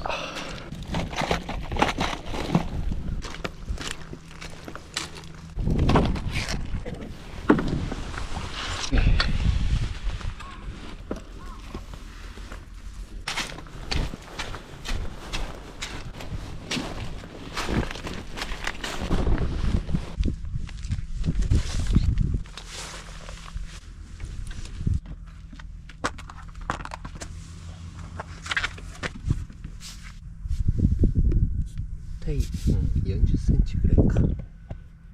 こんにちは。結構でかいな。これ今まで釣った中で最大サイズかもしれない。これ史上最大のイカだわ。一旦冷蔵庫。いいね、この腹パンパンやん。腹がパンパン。一旦この中もぶち込んだ。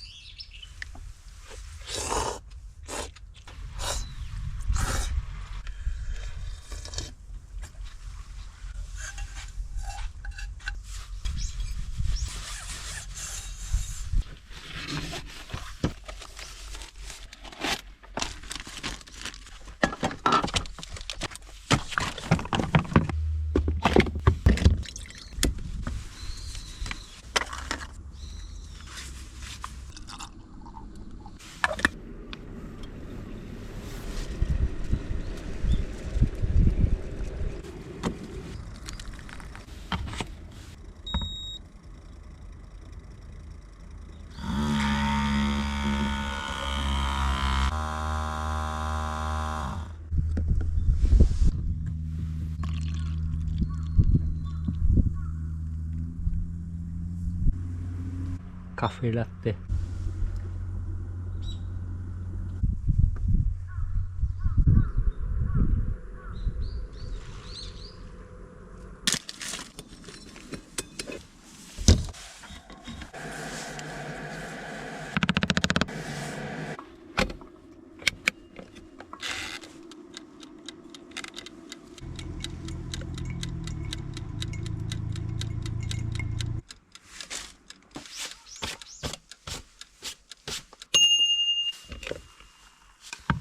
なんか前もこうなった気がする。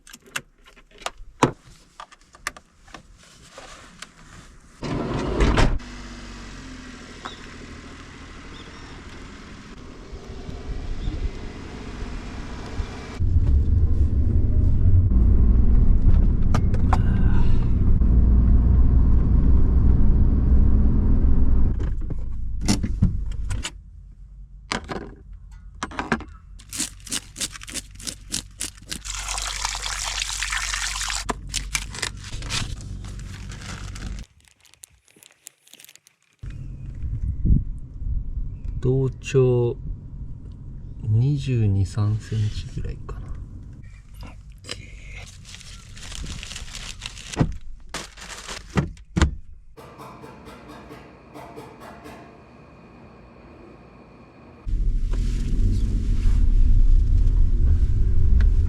なんか忘れ物してそうだけど。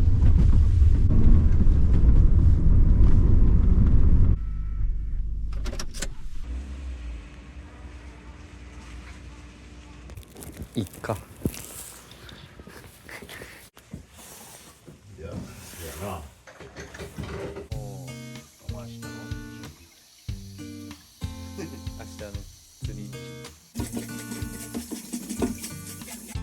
きじゃないけどね。開きなんて開きのことからやると。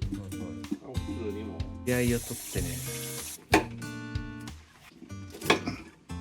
包丁の入れ方っていうのは、この頭の方にこう斜めでくれると、こう切ったら骨やけど、こう斜めにこう切るわけね。それから骨がこう先にこう斜めに切る。それから炙った方がいいと、身が変形する。焼いた後にほらこう切ったらほら皮がめくれちゃう。そうですね。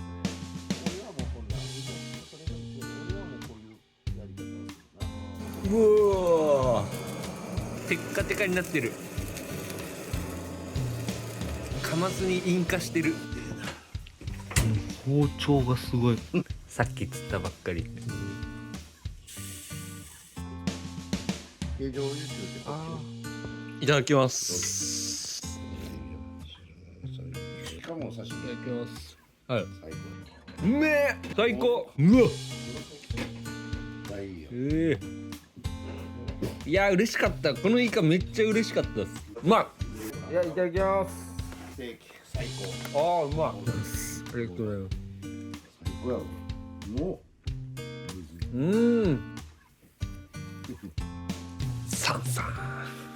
ひらくん。大さんこの金目ってあれ漁師のやつね。そう船で釣ってて船のマドラーのメンバーのいつものさ。俺もやるよ。男女でプロアジ釣れたら船に窓についてる塩こうやって窓の塩で味付け。味付け最高です。あさって釣る予定のヒラマサ。うまいと思う。いやー最高だわ。めっちゃ飲んだわ。めっちゃうまい酒いただいちゃった。あ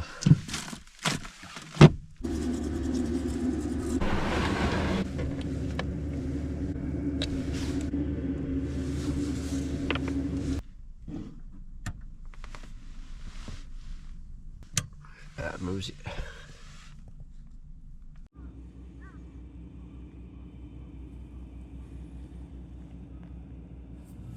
上州屋の安いシーバスロット。こ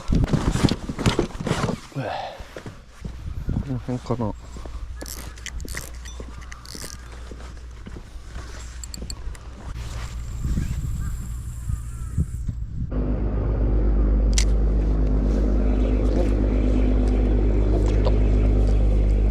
食ったアジじゃん。ほほアジ釣れた。やった。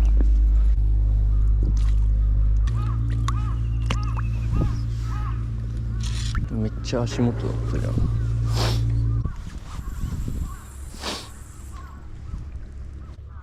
カマスどこやね。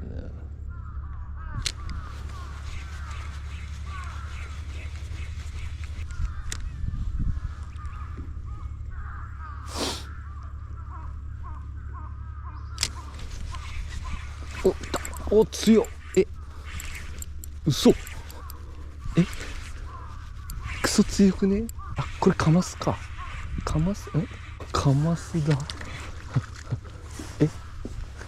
やば。マジか。でかっ。すれがかりか。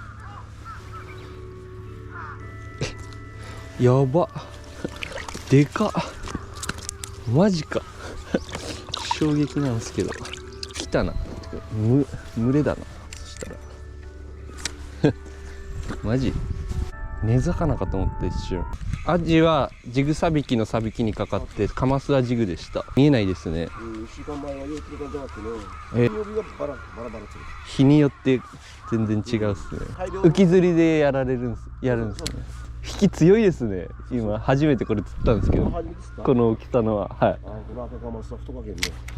竹中さんに食わしてもらったらうますぎて、カマスが炙り、開き、塩焼き、あれ美味しかったんで。はい。こっちの人ですか？いや、千葉から来ました。はい。釣りにヒラマサを釣りに来たんですけど、全然釣れないから、釣りやった。もうなんかいろんな釣りしてます。で血抜いて、ここで血を出して、まあそれよかったね。これでまだとかもね、まだそれは中ぐらいよ。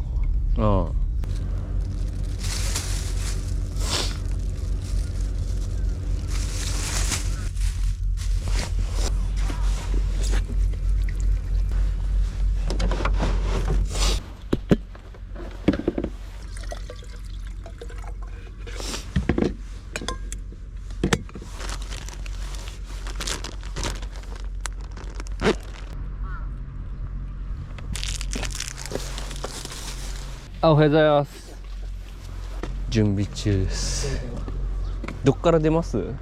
どこから船出ます？船、向こう側。乗れる？あ、乗れますよ。あ、じゃあ俺これで一緒に行く。とりあえず、もう今冷凍庫に何個かあるんで、はい。先にそれ持っていこうかなと思ってる。昨日飲んだ後、布団かけないでそのまま寝ちゃって、若干風邪気味。大丈夫なの？大丈夫です。滑るからさ、そこに。滑りそう。気をつけて。四駆の K でちょうどいいっすね。いいやん、舗装されてるじゃんみたいな感じ。K でよかったっす。去年キャラバンできたんですけど、絶対無理っすよ。大丈夫、2トン車ぐらい降りるね。マジっすか？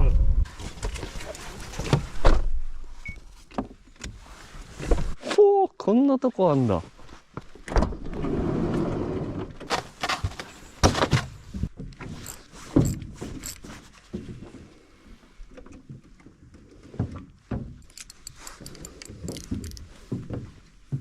二重馬力。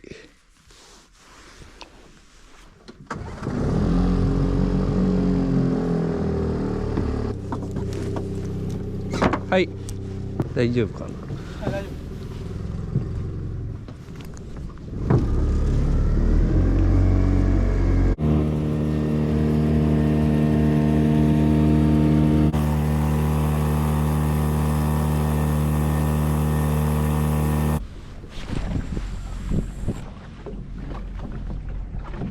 あれ、こっちは結構浅い。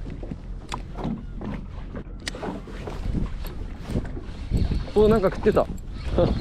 なんか食ってました。あれ？あ、食ってるよね。お結構そこの方だ。カサゴ。お、結構丸い。あ、沖のカサゴやっぱ色が違いますね。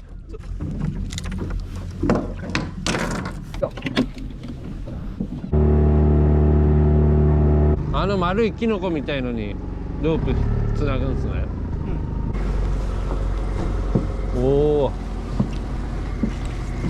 ちょっとトイレ行って。はい。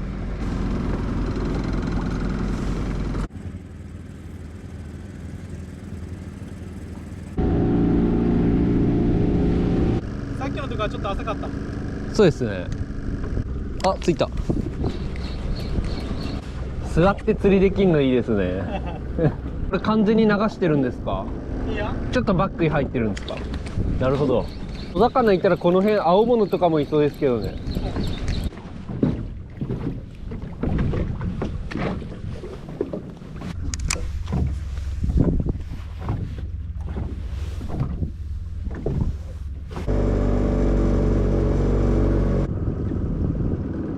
めっちゃ秘密基地感がいいですね、ここ。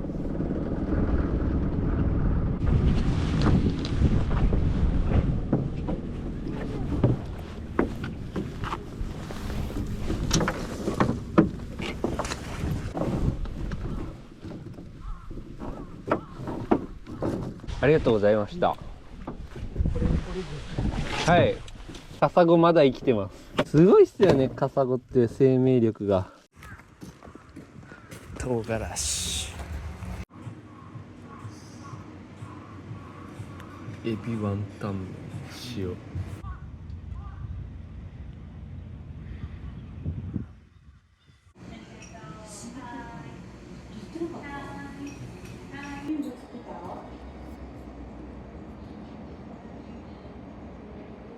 結構昼寝した。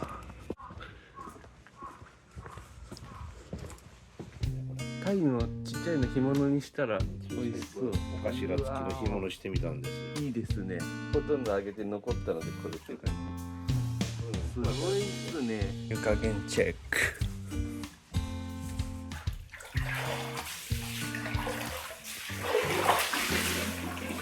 いや、熱々や。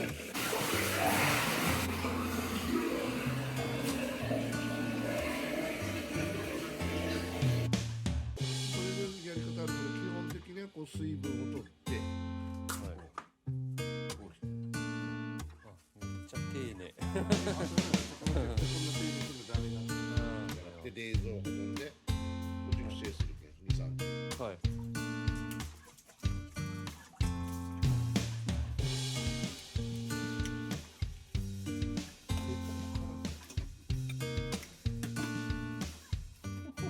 げえ早い。おおめっちゃ綺麗。やってきてはい。やってきてするんだよ。魚屋さんになってるわ。完璧な下処理や。あらかこうしただけろ、でこういったら歯だけやろ、こう全体ここら辺でこれをこう密着させてこれ全体にこうしてた。俺がしない。あー、怖い怖い怖い怖い怖い。すごいよ。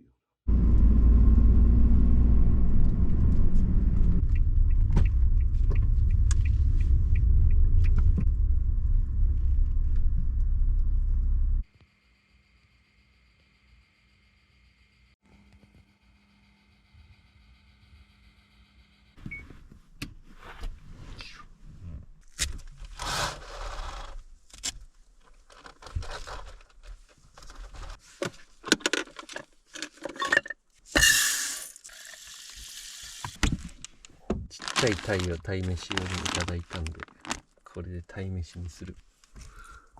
トラーンちょんちょん。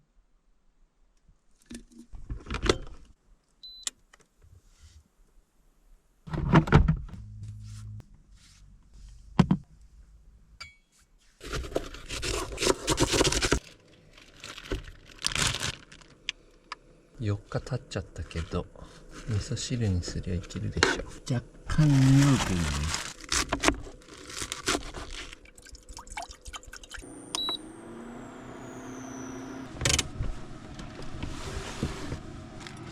じゃーん。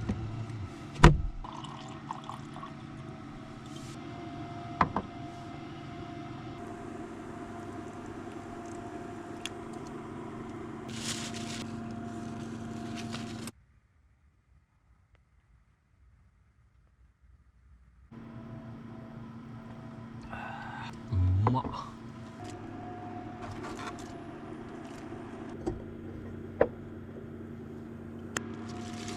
長崎の麦味噌、潮回りもいいし、天気も曇りで最高の感じ。揚げ塩と下げ塩どっちも楽しめる。あーうまっ。決まった。あと3分2分。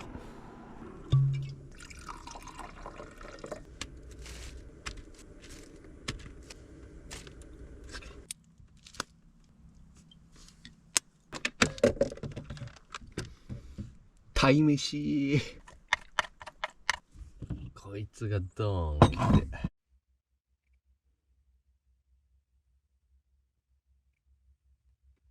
いただきます。鯛めしから。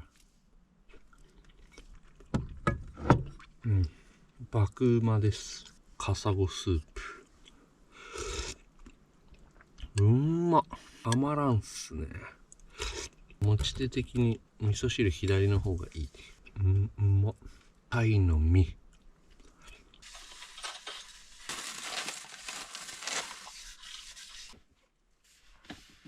ょっとカピカピになるまで待ってから後でごっそり取る。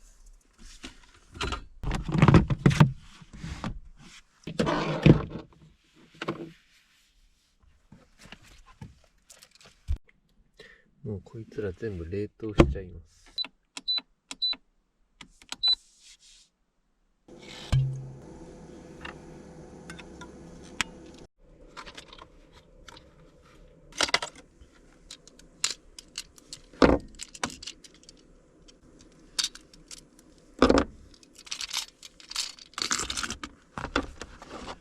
この前ヒットした時リーダーがちょっとガジられたっぽいんで、芋虫を詰めます。ここに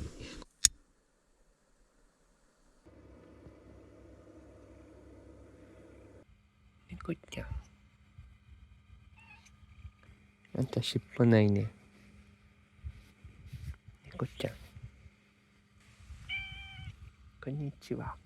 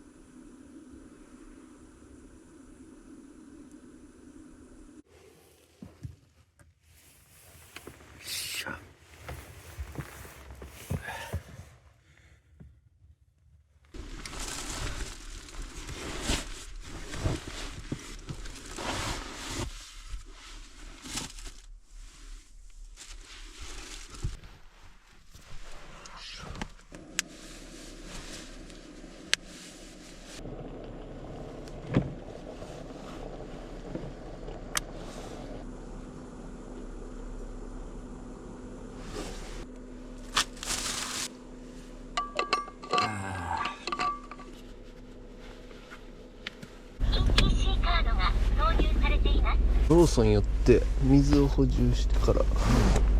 ありがとうございました。行ヶ崎。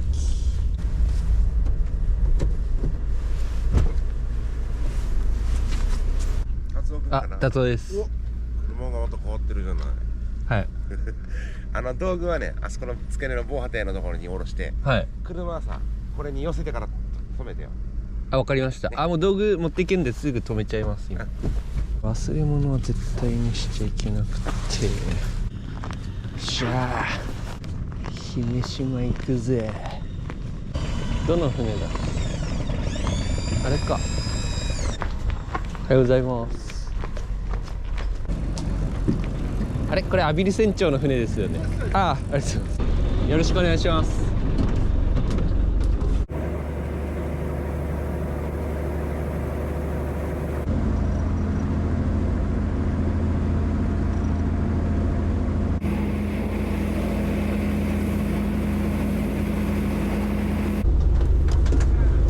はいはい。前降りたとこに降りようか。そうすれば陸通分かっちゃうけん。はいね、ただ昼から風んずっけん。そうですよね。こっちで一応回収は3時の予定してる。はい。だけどザブザブしよったら、ちょっと早めに迎えに行くかもしれない。わかりました。了解。はい。あ、大丈夫です。1回で行けます。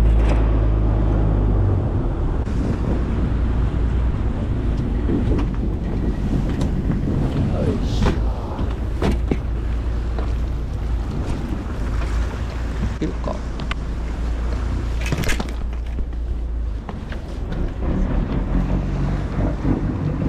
シェ姫島3時ね。おっしゃー、慎重に歩いて。まだおお、滑る公平。この前じゃねえ、去年釣ったとこや。ここ満潮の時かぶる。あ、なんかスパイク結構滑んね。そっか、先週まで爆荒れだったからこの辺すごかったのか。ほら、こっからさらに上げるんだ。めっちゃ潮動くやん。めっちゃツルツルなんすけど。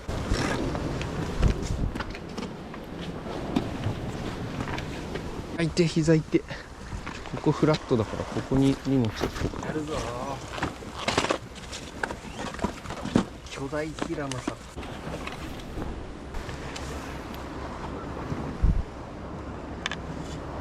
最高だな、やっぱここも。福江島の北にある結構でかい無人島なんだけど、やっと来れたわ。膝治ったと思いきやまだ結構痛えわ。序盤の方で沖磯行った時にオスグッと思いっきり岩にガンって打っちゃって、そっから、膝全体、右膝全体が痛い。誕生日プレゼント、おてっちゃんからもらったレガート。しゃー、よろしくお願いします。あの時も別にボイルとかなかったけど、バンバンルアーに食ってきたからね。で、あの時ね、ちょっとリールのスプールが滑ったりしてたんだけど、今日はもうそんなこともないはずな。あ、忘れ物。これないと指が終わります。ここに糸、人差し指の先に糸引っ掛けて投げるから。この辺なんか海藻がこびりついててやだな。ちょっと一段高いところでやるか。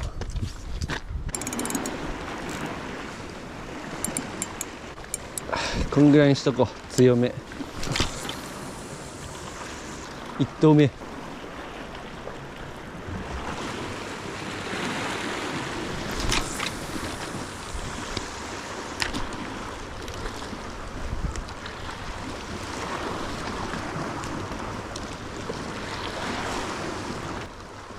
お、出たね。今もわって出たね。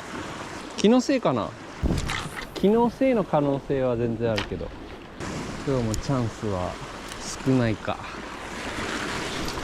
危ね。魚って予想外の時に食ってくるから。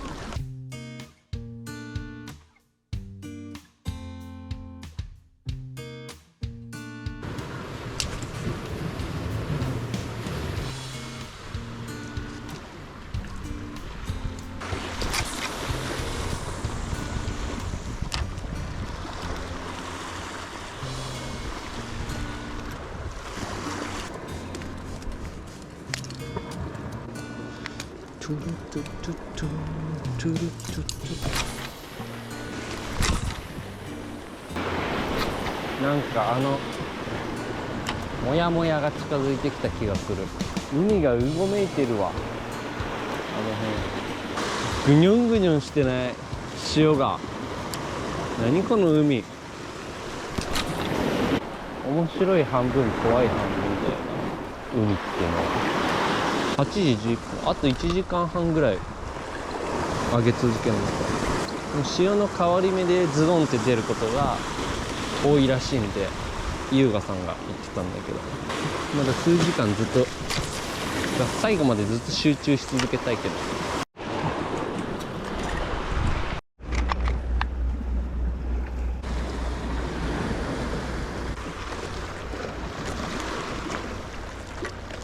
あまりに釣れないから反応も何にもないから、ここに来て初めてジグを投げてみよう。一切何にもないもんね。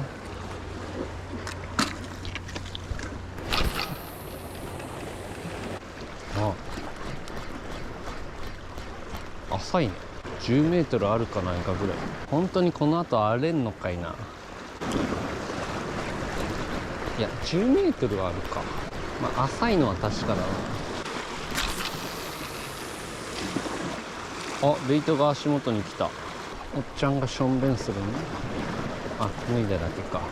暑いもんね今日。結構右の方に投げても左側から帰ってくるな。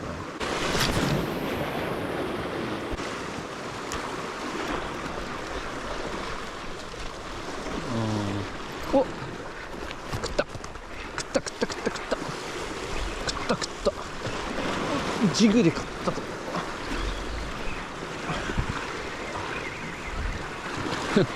ジグにヒット。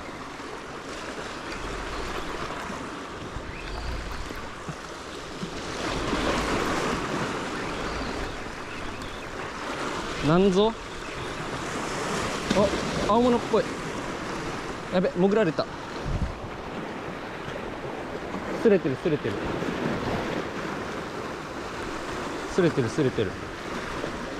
そこダメ、そこダメ。オッケー。来た。なんだ、まさかな。めっちゃ突っ込むからマサだこれ多分。あー、すれてる。あ、やばい。あ、やばい。浮け。あ、浮いた。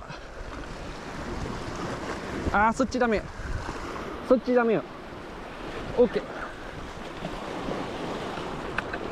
これはあ、すれてない。オッケー。マサだ多分。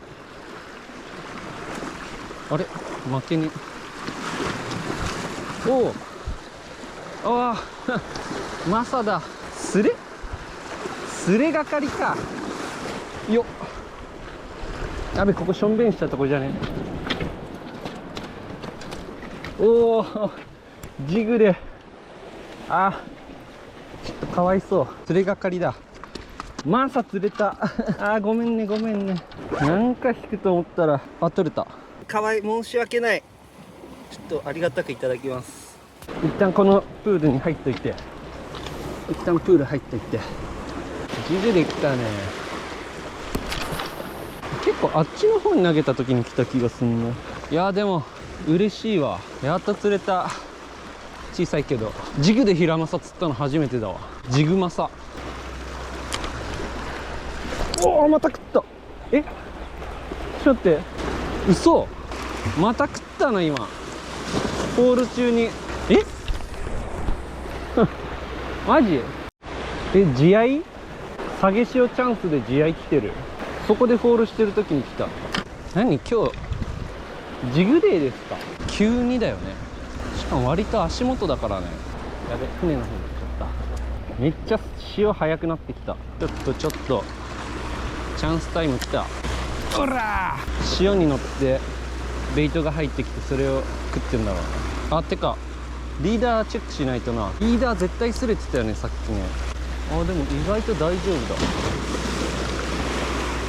意外と大丈夫だわ。レール返したからかな。マジか、ジグか今日は。その後の当たりもな、もったいなかったな。ちょっとあったけど、ちょっと小さいけどな。5、60センチじゃない。これに食うってことはやっぱベイトはちょっとちっちゃいのかだいぶ潮下げてきたから平正ちゃん移動。お、まだ元気じゃん。こっちに移動。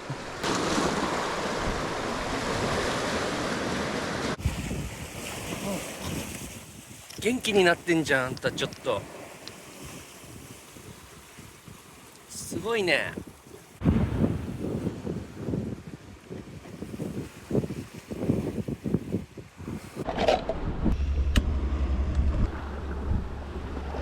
いただきます。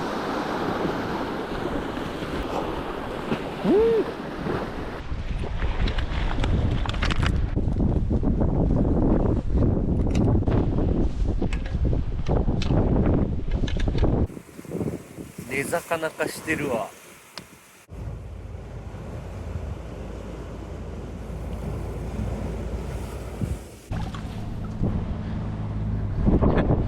1.7 キロ。1.7 キロだった。2キロもなかった。あと10倍の重さ欲しかったな。ありがたくいただきます。59センチぐらい。ブリだったら稲田サイズだな。食ったら最高にうまいと思う。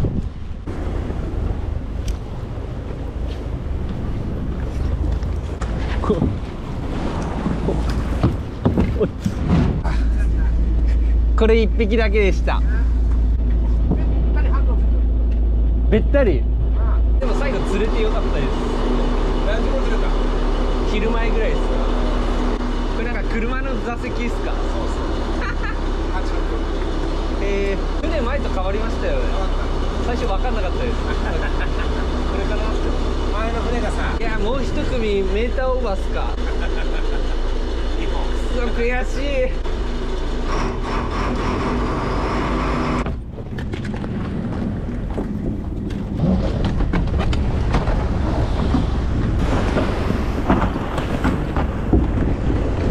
重っ。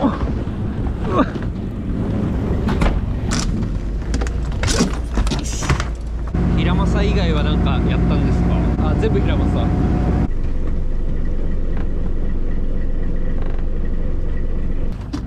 でっか、マジで汚れますね。嘘でしょ。こんなでかいの初めて見た。こっちの方が大きい。これ絶対美味しい。絶対美味しいね、これ。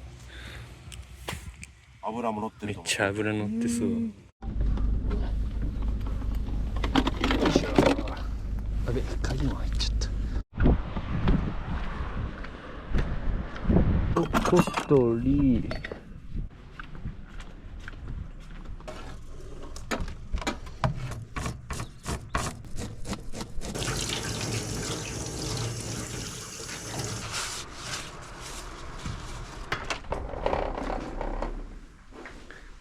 あれ？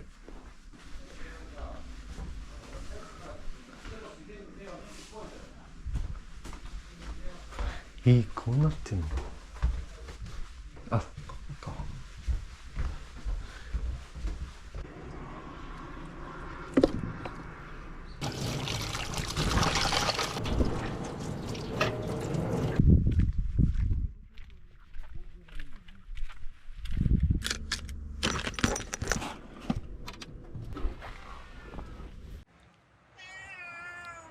猫ちゃん。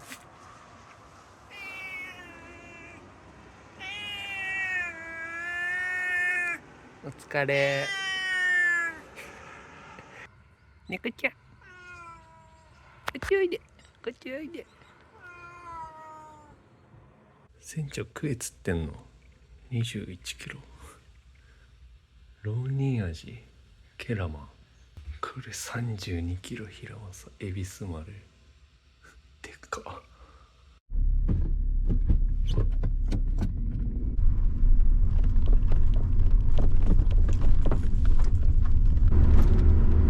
もうすぐまた釣りしたい感じ。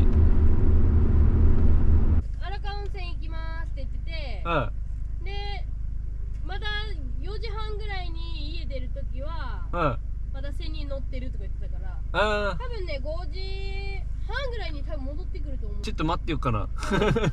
ひやくん、パパ帰ってきたね。エンジンかかんなくなっちゃった。帰ってきた。まあそのやつだけ。うわでけえ。あ、ちっちゃいのリリースしたんですか、はい、今巨大なメジナもらっちゃった。俺エンジンかかった。これでも次かかんなかったらどうする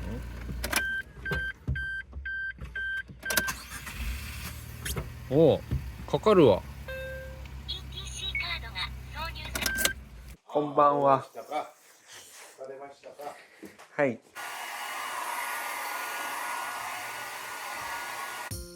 でかいわこれ。おお、綺麗に。最高やけん。味噌汁の出汁はもう荒川以上やけん。黒の味噌汁とかも黒はもう今最高やけん。黒のがいいんだ。すごいんだよ黒って。ね。だからメジナって人気なんです。汁からいただきます。はい、やば。おお、最高。あ、すごい。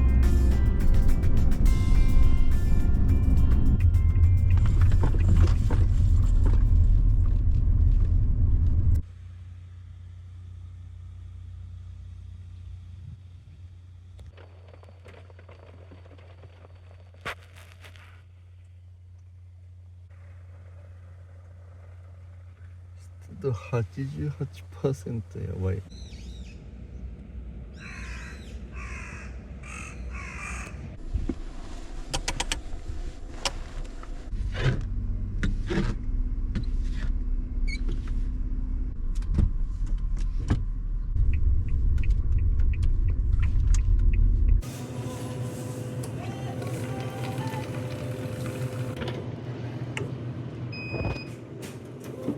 ありがとうございます。乗船券販売がまだです。7時10分ぐらいからですかね。はい。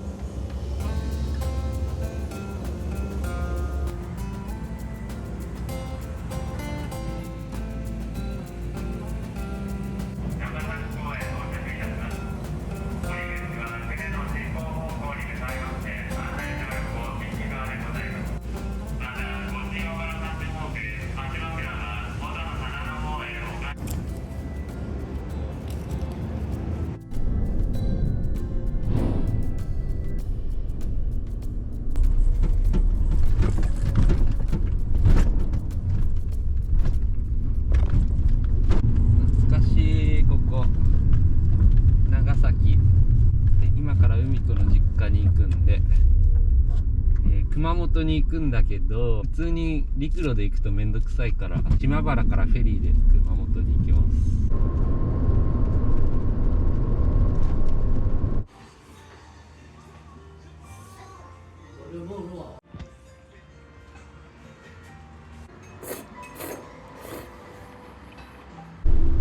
うまかったちゃんぽん。困るわ。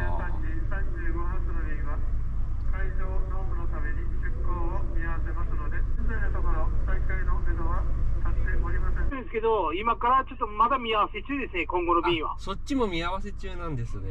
はい。迂回もできないし、暇なんで寝るか。めっちゃ蒸し暑いよな。マジで湿度下げたいわ。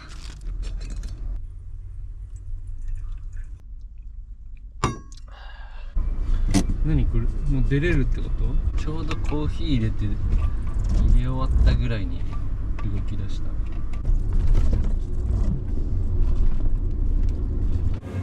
なんか車乗ったままでもいいし、上の客室でもいい。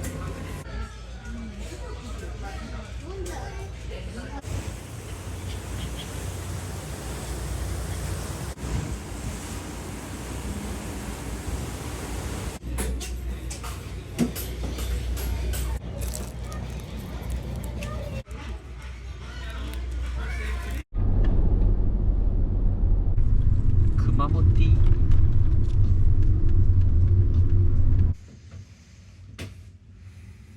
取ると落ち着く。